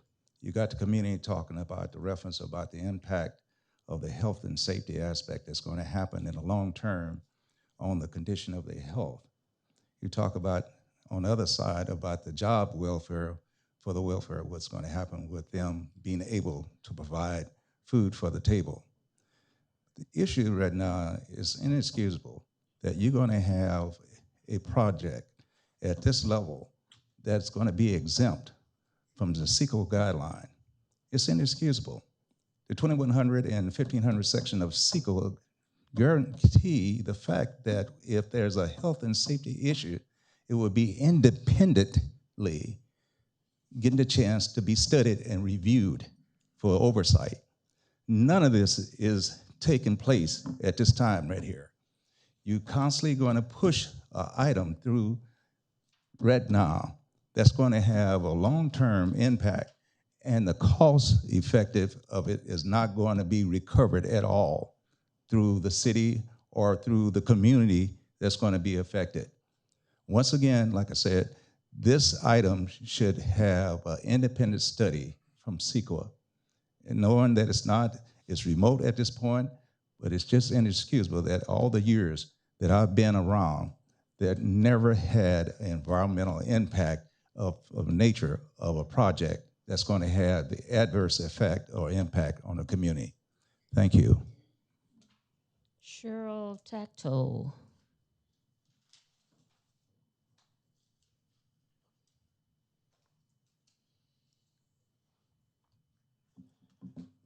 Good evening. My name is Cheryl Tacto, and I have been a longtime resident of the city of Carson.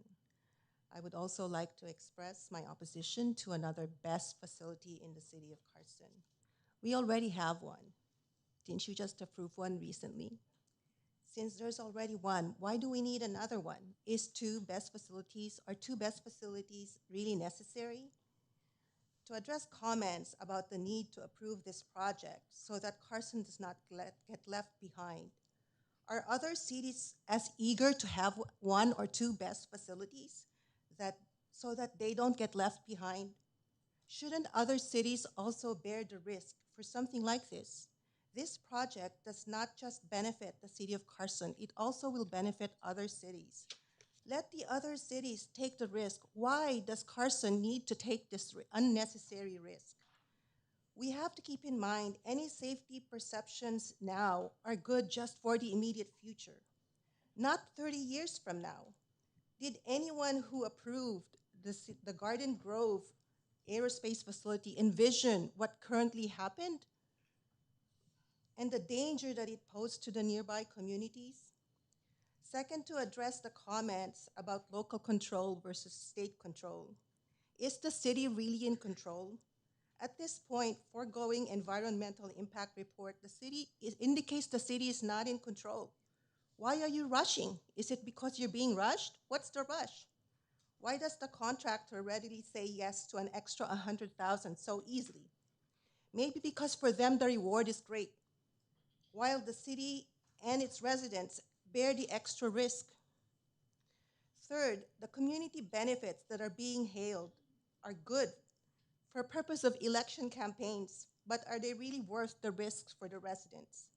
Please consider that Carson is not a large city. Madam Mayor, that's time. Thank you. Thank you. Martin Delgado. Martin. Kay Sanchez. Left for work. Vivian Hatcher.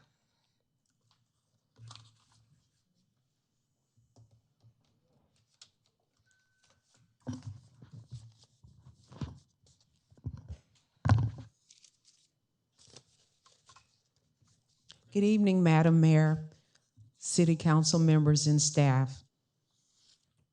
I'm disappointed that this project has been approved with a CEQA exemption. The CEQA environmental evaluation would provide a non-biased professional evaluation of this project that would help to expose potential hazards and help to mitigate risk. The Garden Grove incident is a real-time example of what we expressed concerns about during the last council meeting. I think I brought it up. And the next day, I think, is when they had the incident in Garden Grove. There was a risk of explosion and leaking of chemicals. And so we said at council meeting that if there is a thermal, runaway, all they can do is put water on it to try to cool it down. And that's similar for different reasons as what happened in Garden Grove. The majority of citizens here in Carson do not approve of this project at the location on Broadway near Holmes, the town elementary school, the Metro Bus Depot, and the Kaiser Permanente Health Facility. Long Beach and other cities are under a moratorium for best projects of this nature, and I agree that it's questionable whether or not the fire department has signed off, as been said, on this project. So I'm opposed to it, and I'm disappointed that the majority of the council people want this to go forward without having a CEQA exemption. Thank you. Diane Thomas.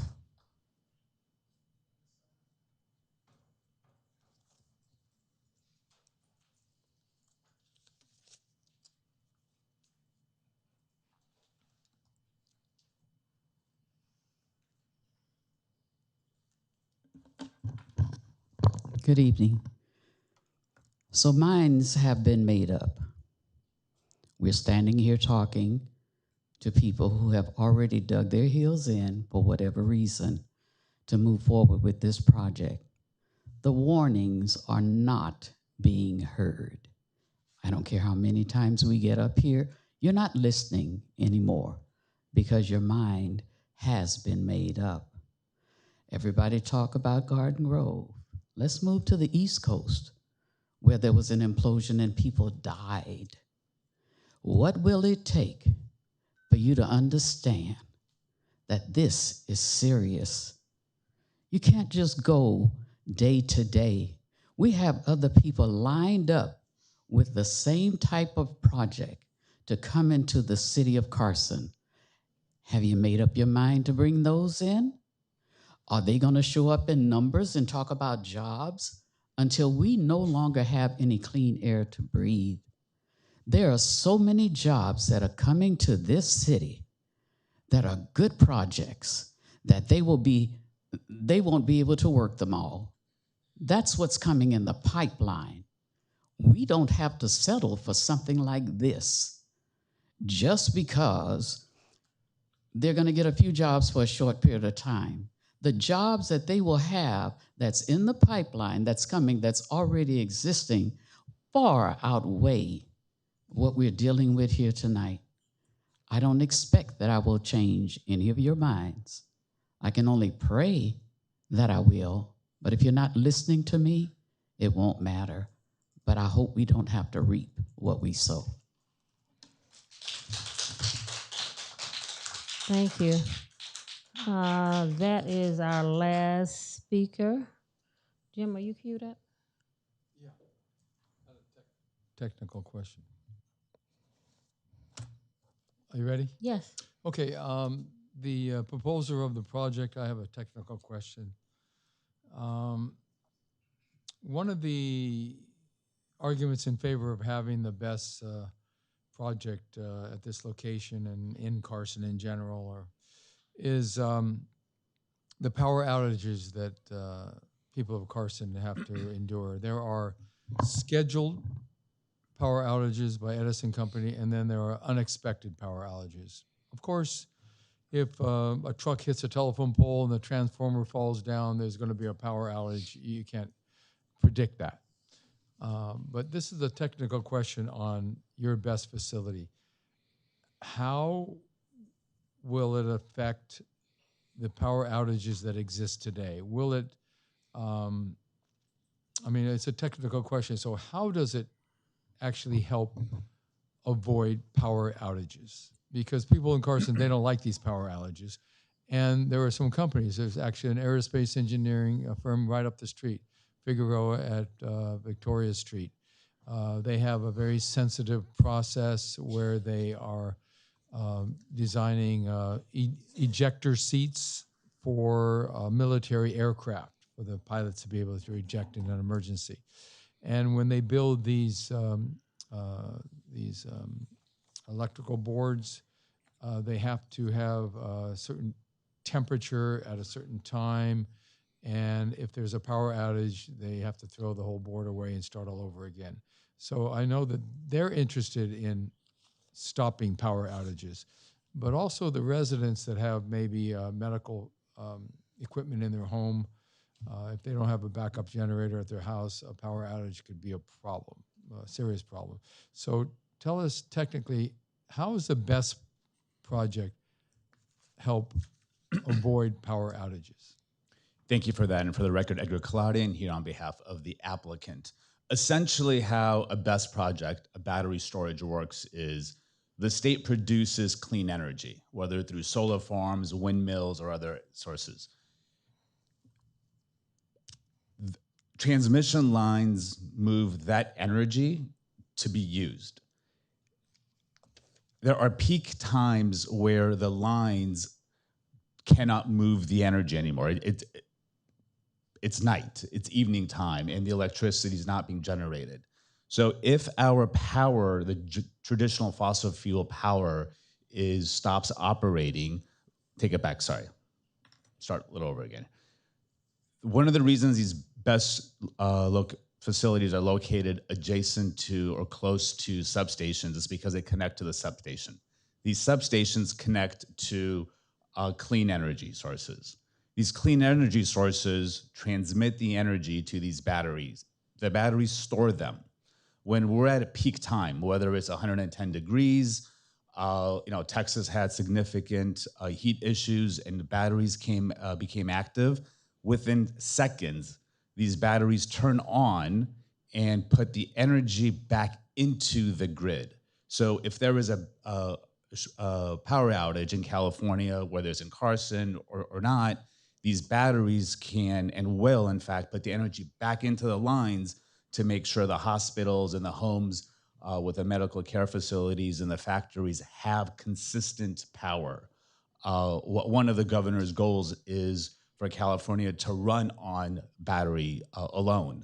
There was at least one day, I believe it was last year, that more than 50% of the state's electricity was reliant on battery storage systems that are placed throughout the state.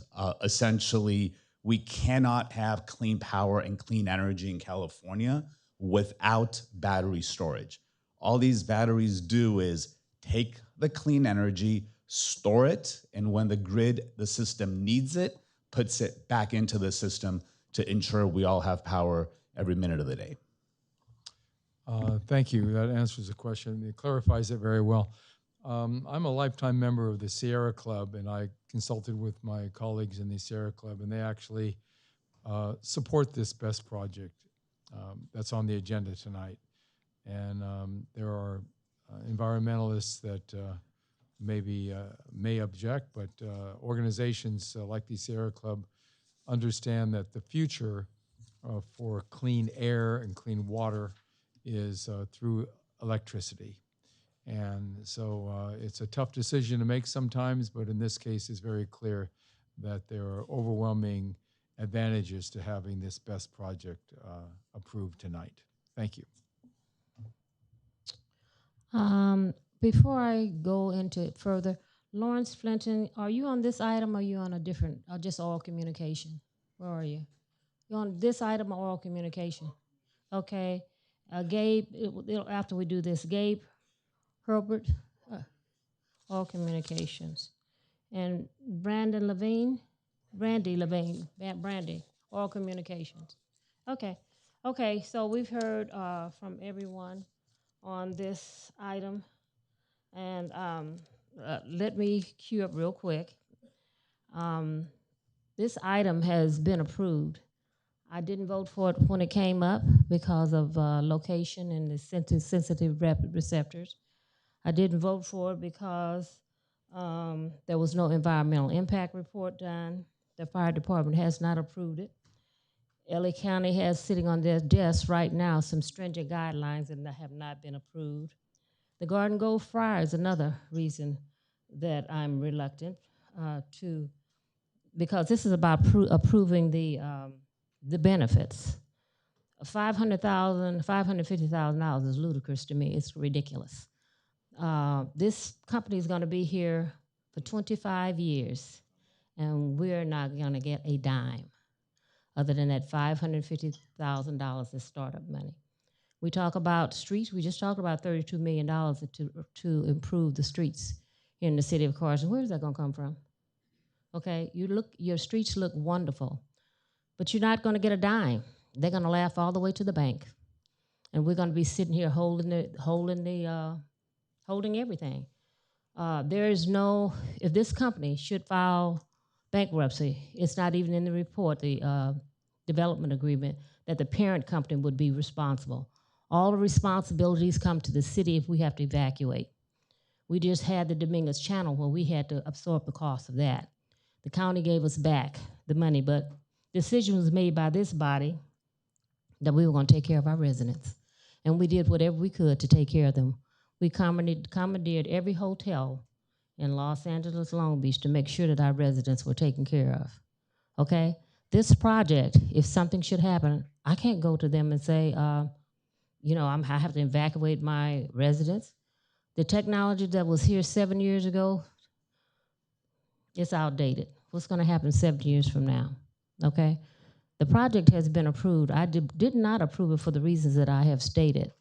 If we're going to be a city and everyone pays their fair share, then why are we closing our eyes to Beth, to Ormat? They're going to laugh at us all the way back to Texas. We're not getting a dime, folks. We're getting $550,000 up front, $35,000 for Town Avenue.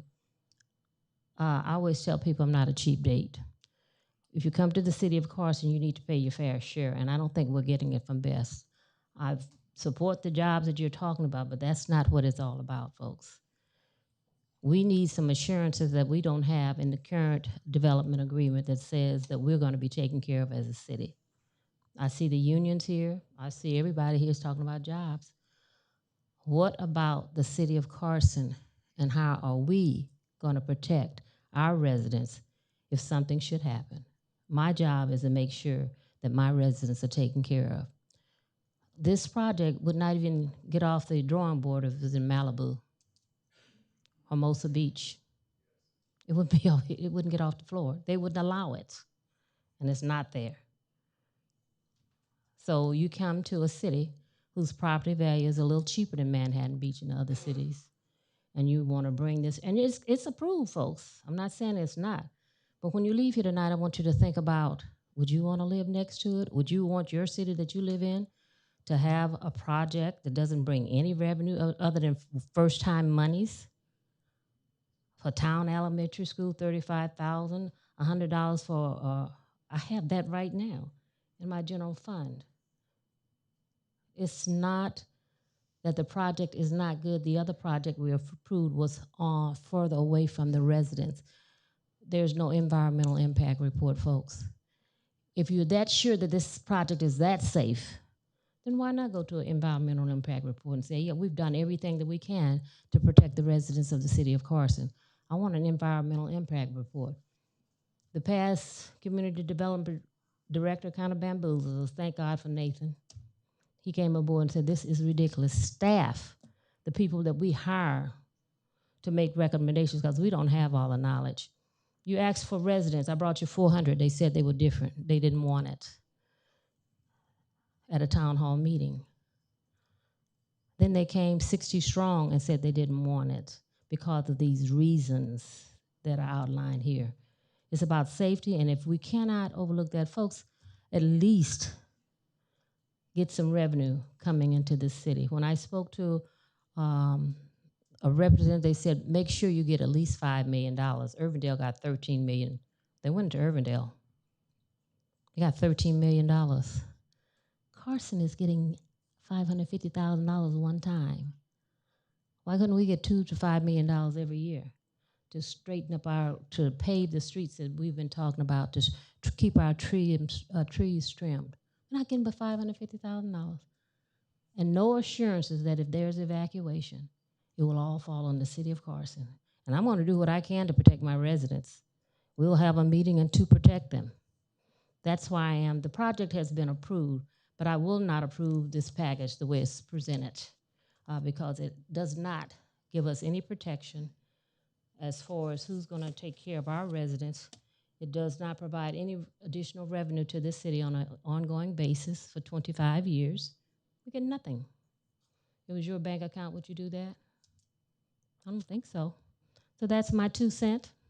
And I know it's already been approved, and I've said what I had to say. MPT. Thank you, Madam Mayor.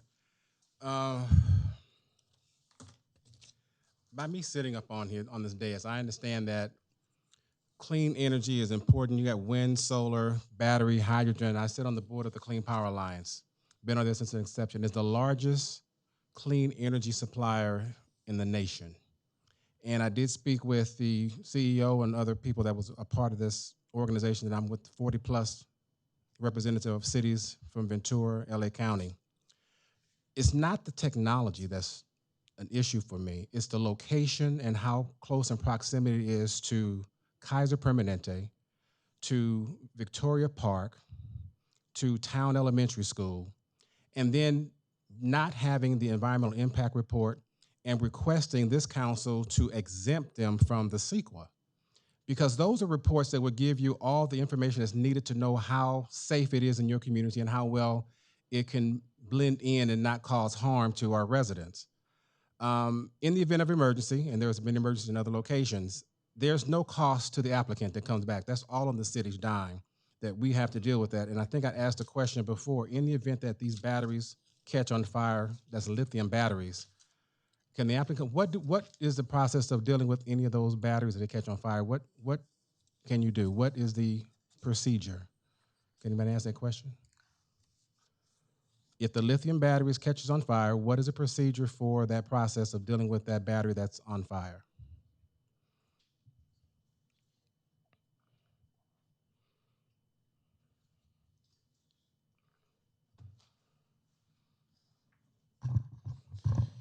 Yeah, so if there's a fire at the facility, the fire department will have an emergency response plan prepared.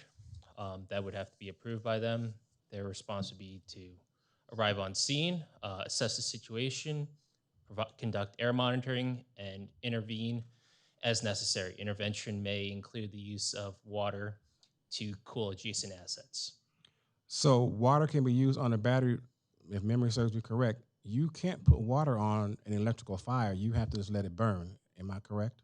So yeah, the water is not for extinguishing the fire within the cabinet. It is for adjacent asset protection, such as cooling adjacent units or any other assets. So the battery that is actually engulfed, we just have to sit there and let it burn with the chemicals coming from those batteries until it burns itself out. Correct. Okay. Air monitoring systems are going to be on this site? Air monitoring? The air monitoring would be conducted by the fire department. So there is nothing on the edges or the surrounding area of the facility for any type of air monitoring? Nothing of that nature? Even if there was, it would not be sufficient. It's the intent of the air monitoring is that the fire department conduct is they would put the air monitor into the plume area. So you'd be guessing where, if you're installing fixed air monitors at the site, you'd be trying to guess where the potential plume would be. So you would essentially have to install it everywhere on the site, which all along the perimeter, which is not practical, and it's not guaranteed that the plume would go there anyways. I can guarantee it'll go over the homes because of the air quality and how the air flows from the ocean. We're in proximity to the Pacific Ocean, and it goes from west to east. So it will go over the housing on Main Street and Victoria Park. But my real concern is at this point, I know it's been approved, and I guess my concern is that we did not really get our due diligence in regards to sitting down and negotiating with this company. I think our residents have been shortchanged.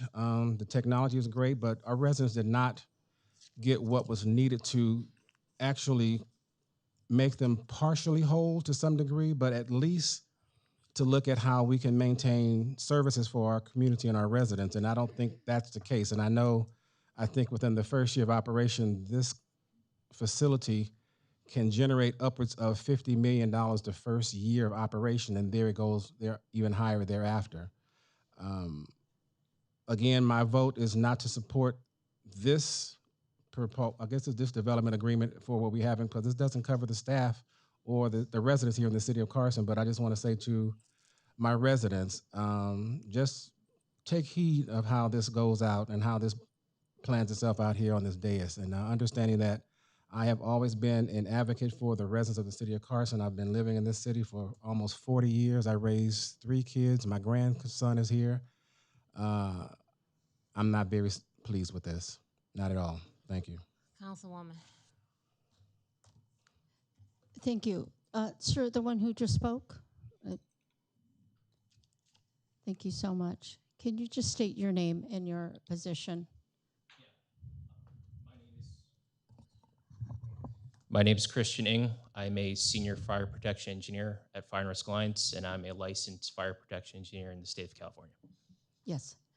Thank you so much. I know you gave some statements before, and we've already heard it. I just wanted, for the record, to say who you were and where you're from. So thank you so much. Thanks. Okay.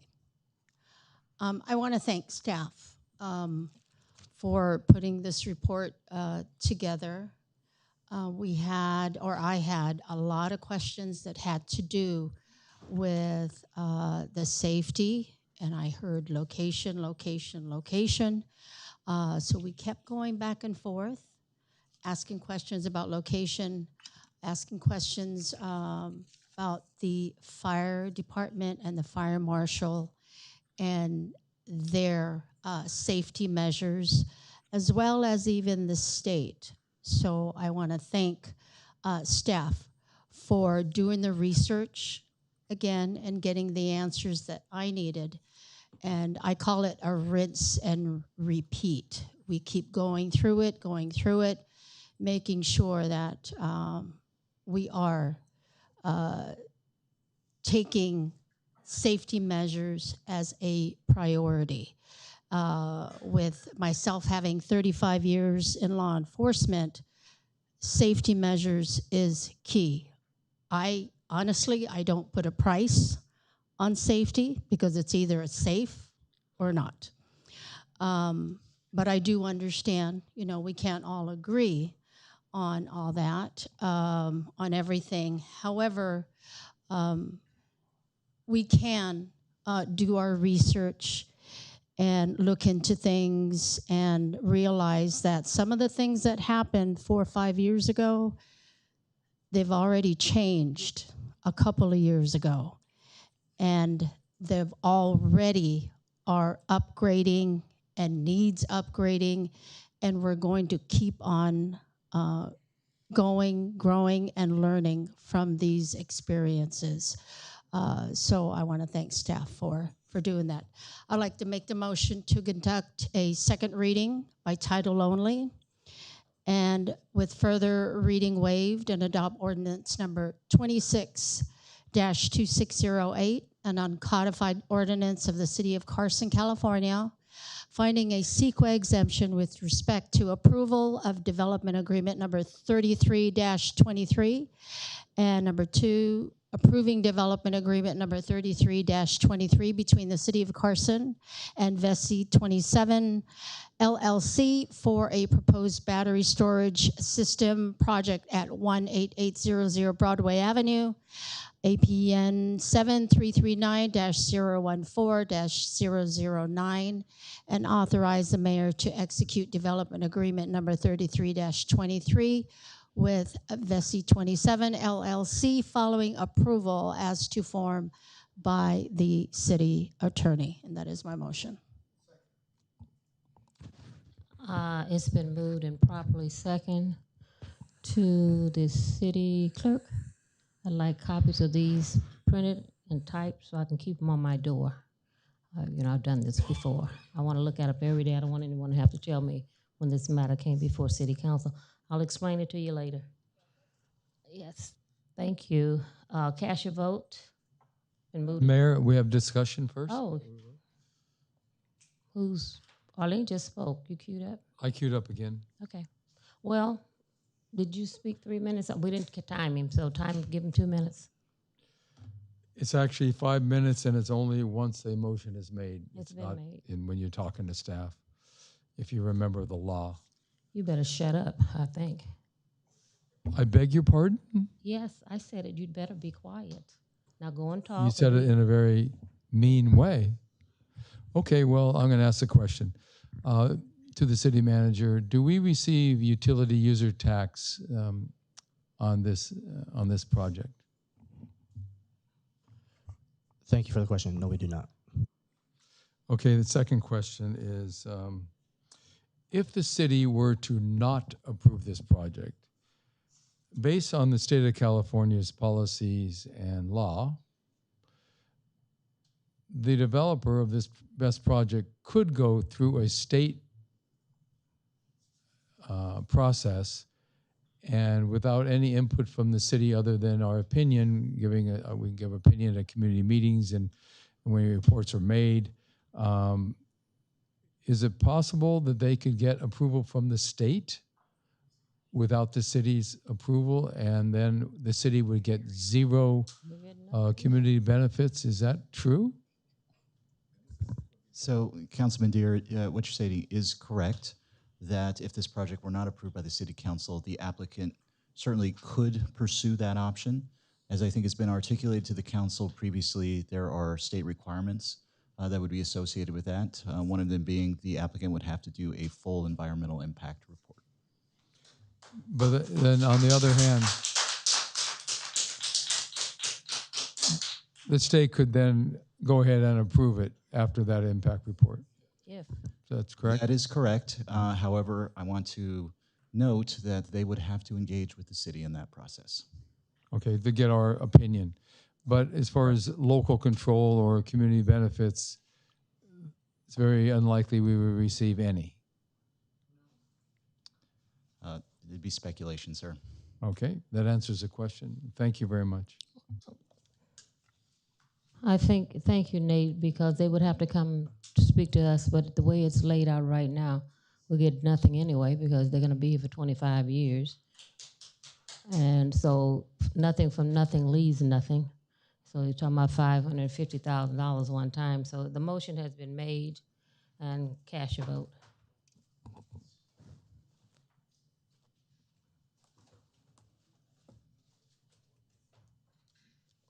Motion carries.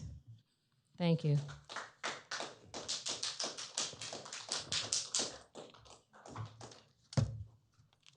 Next, we have, where are we on this agenda?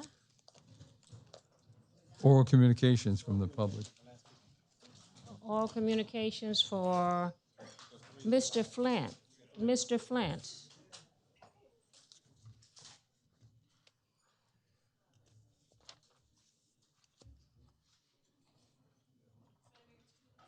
Two minutes. Mr. Flint. Good evening, Madam Mayor. How are you? City Council, city staff. I'll make it really quick. I was actually at home watching the meeting, and the captain's report came up about e-bikes and all that stuff. I'm speaking as a resident again. I have done this diligently for a year now on e-bikes, speed cameras, red light cameras, the whole 9 yards. We don't have to have all these reports and investigations and background. They're already state laws. They can be adapted to ordinance for our city without hesitation. It's already been through the courts, even back and forth on if it's infringing on rights or whatever. I have all the information. I will submit it to whoever as a resident because I believe this can be done ASAP. That's the e-bikes it's so plain and clear. It's already been done. City manager and Nora, they will get with you, Mr. Flint. Okay? Thank you. Thank you for that email I received also. Gabe. Hi, Gabe.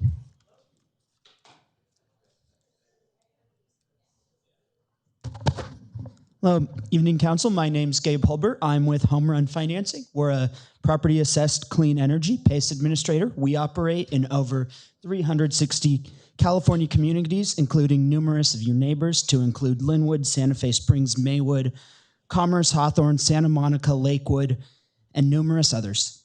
Demand for insulation, HVAC, and other improvements brought on by the climate challenges in California create a need for homeowners to adapt their homes despite these improvements being out of reach due to high price tags. PACE is a transformational public policy that enables homeowners to finance them equitably through fixed interest rates through special property tax assessments. Since AB 1284 was passed in 2017, PACE has delivered best-in-class consumer protections, including rigorous underwriting standards, financial disclosures, and verifying ability to pay. Carson residents had PACE through the Golden State Finance Authority's Y-Green program. However, Y-Green left the California market and now leaves your homeowners with no other options. CSCDA, which Carson is already a member of, offers an open PACE program that has access to 2 residential providers and numerous commercial providers to be able to help your small businesses. Numerous other California cities, including nearby in Hawthorne, Calabasas, Lawndale, and just last week, Lakewood, have recently approved it. We've identified 900 Carson home properties where homeowners wanted to use PACE, but has been unable to because the city hasn't approved the program. I'm happy to leave a map and my card along. We'd love to discuss how together we can work to bring PACE back to Carson and make these vital home improvements more accessible to your community. Thank you and have a great night. Tell me your name one more time. Excuse me, sir? Your name one more time. Gabe Hulbert. Gabe, the history of Carson is we kicked PACE out of our community. PACE was predatory lending to our seniors. And our seniors, once they were getting their houses upgraded, they're getting their roofs done, their windows done, they would get hit with an assessment on their taxes.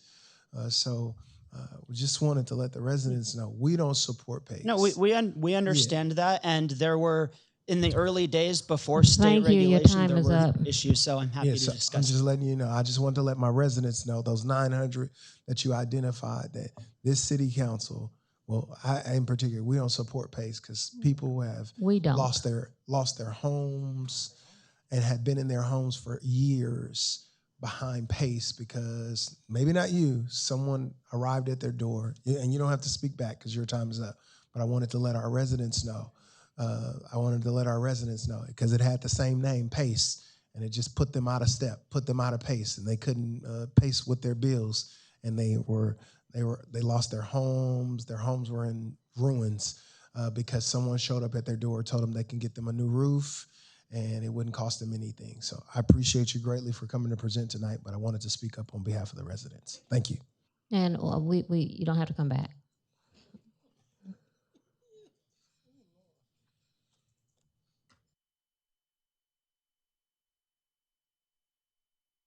Brandy?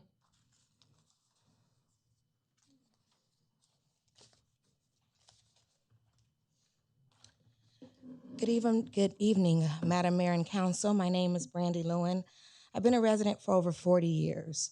I rise tonight regarding 2 matters that I believe are important to public trust, transparency, and civic participation. First, on May 20th, 2026, during the makeup meeting from May 19th, I attempted to speak during a public hearing and was not permitted to do so. This follows a prior occasion in which I was also denied the opportunity to speak during the public comments.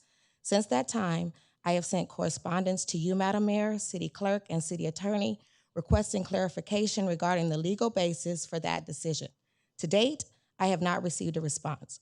For the record, California Government Code Section 54954.3 of the Brown Act provides that members of the public shall have an opportunity to directly address the legislative body before or during its consideration of an agenda item. Therefore, I respectfully request a written explanation regarding why I was denied, the opportunity to speak, and clarification of the city's policy so all residents may better understand their rights under the Brown Act. If I do not receive a response within 30 days, my next steps will be filing a Brown Act complaint, contacting the Los Angeles County District Attorney's Office, and requesting assistance in consulting private counsel. Second, I would like clarification regarding the recent fireworks ballot measures and the use of the city's logo in branding and election-related communications. The banner specifically had our city logo. While I certainly respect the residents' stance, my request is that there is adherence to governance. Thank you for your time. Thank you. Madam City Attorney, I think the meeting she's talking about, I gave just an hour for all communications.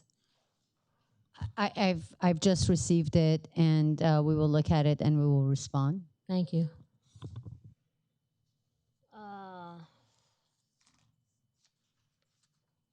Memorial adjournments.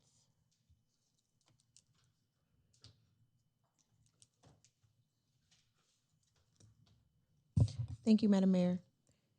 Eva Green, Harry Wilson, Robert Peebo Bryson, Janice Machino, Guadalupe Olivers, and Christopher K. Cimarrago. That's the father-in-law to Joy Cimarrago. You had all, okay. Two cards, I thought they were the same. You can speak once. Okay, all communications, number 32. Let's pray, and then you can speak for 2 minutes, Madam because I Mayor, thought it was two. I have one to add. You have one to add? To memorial adjournment. Me too. Me too. Me Go ahead, too. you can add. Okay. Olga Heidi Barragon. She was the key person at Callis Park that started the classic car show at Callis Park. Madam Mayor, I have Roger Haynes, brother of Kenny Harris. Oh. To the staff, make sure we send the appropriate arrangements. You have the funeral, homegoing celebration. It's tomorrow. It's tomorrow. On the Oh, 11th. so we can send something to. Okay. City Clerk, I would like to add Eltony Savage. She grew up here. I'm 45. She would be 40. She just turned 45. She passed on her birthday. 46. She passed on her birthday. Mrs. Tweet's granddaughter. She just passed. So everybody knows Mrs. Tweet from the neighborhood, and this is Eltony, her mom, Mrs. Savage, her family, and we're praying for them. Thank you. And while we're praying, today is my grandson's birthday that's in heaven. Pray for him. It was tough for me today. And my daughter. But give us a shout out for her too. Absolutely. Every head bowed, every eye closed. Father, tonight we lift up these families whose name were called, and we pray that you would hold near and dear to your promise, that you would never leave them comfortless. Give them peace, give them joy that surpasses all understanding. Father, we lift up Keisha tonight. We pray that you would bless her, touch her heart, touch her mind, give her peace. We lift up our mayor tonight. We pray that you would give her peace as she consoles her daughter and grieves her grandson. I pray that you would just bless us. In Jesus' name I pray. Amen. Oral communications from staff. I've skipped over that. Anything? I hear none. Oh, wait a minute. They're looking on their little iPhones. Oh, Robert Leslie, come on down, man, please.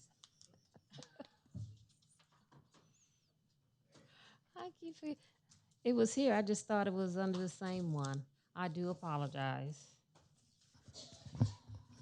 Stuff happened, Madam Mayor, no problem. Once again, to the Madam Mayor, staff, council body. Again, like I said, want to recognize the fact of Harry Wilson, who really was a faithful servant for this community for some years. I had the pleasure of being involved with him over the years, and he's been a faithful servant once again, and thank you again for all the prayers for the other members that you have given a moment of prayer as well. Real quick, I received a disturbing type of statement at the last council meeting from Brandy, Miss Brandy. She approached me and she said, Mr. Leslie, I was down at the Board of Supervisor meeting. I testified, and I was really disappointed when I look around and nobody wasn't there. But yet, from Councilman Hilton's office, the representative, Mr. Toulis, he gave us information or misinformation or saying they will not let you testify unless that's an agenda item. So therefore, if you go down there, you will not be able to testify, which later I found to be false. But yet instead, when you come to me and you say that this person had the opportunity to testify, and then you tell me, and so sad about it, Mr. Toulis came to me and said, you know, Brandon, she had the opportunity to go down and testify. So to me, you arbitrarily giving me misinformation here. That's what I feel. And so once again, the people will have their time to testify. And I employ the council body to truly seek this matter on a legal basis and whatnot. Thank you. Yes. Now, no one gave erroneous information. That's the information that we were given. Brandy decided to go on her own. We thought that taking a bus of senior. No. You spoke twice. You spoke twice. Well, you go. Oh well, just wave me off. That's not. I'm That's telling nobody okay. gave We're no not arguing back and misinformation. forth. What we're gonna do is we're coordinating the trip to the LA County. We'll be working on that real soon. Okay.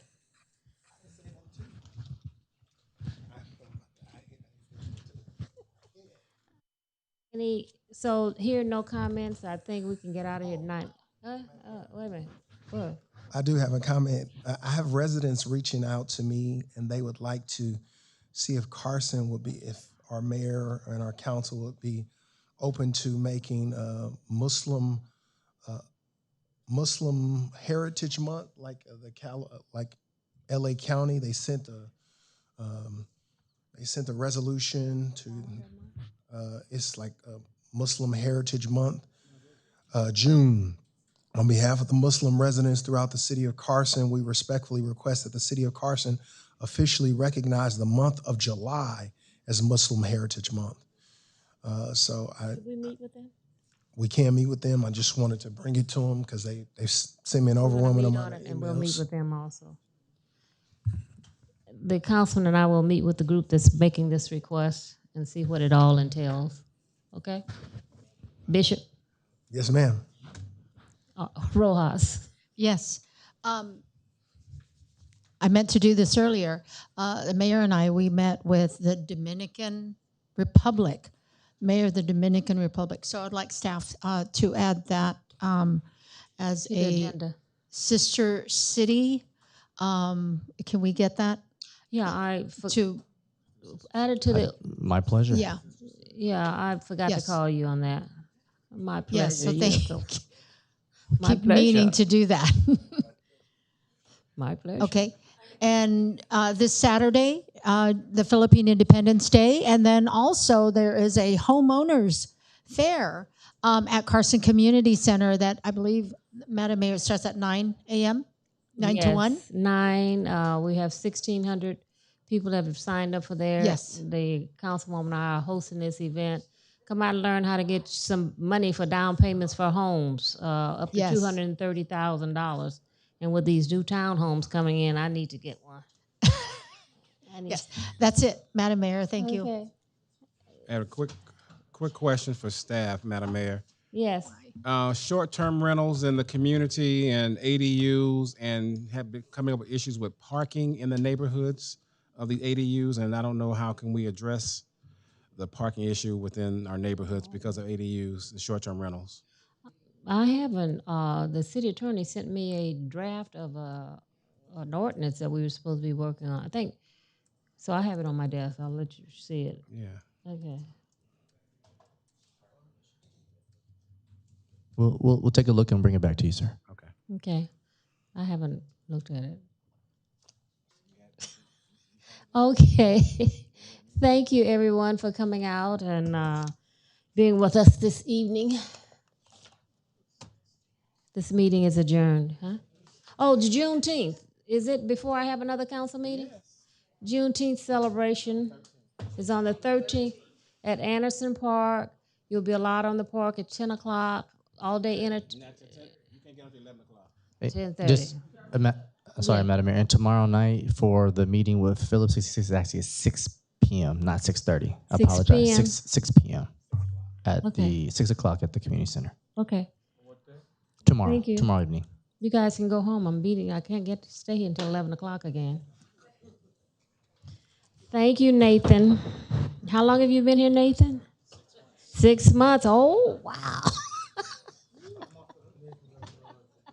I have 2 on the hook. Robert has been here for 5 years.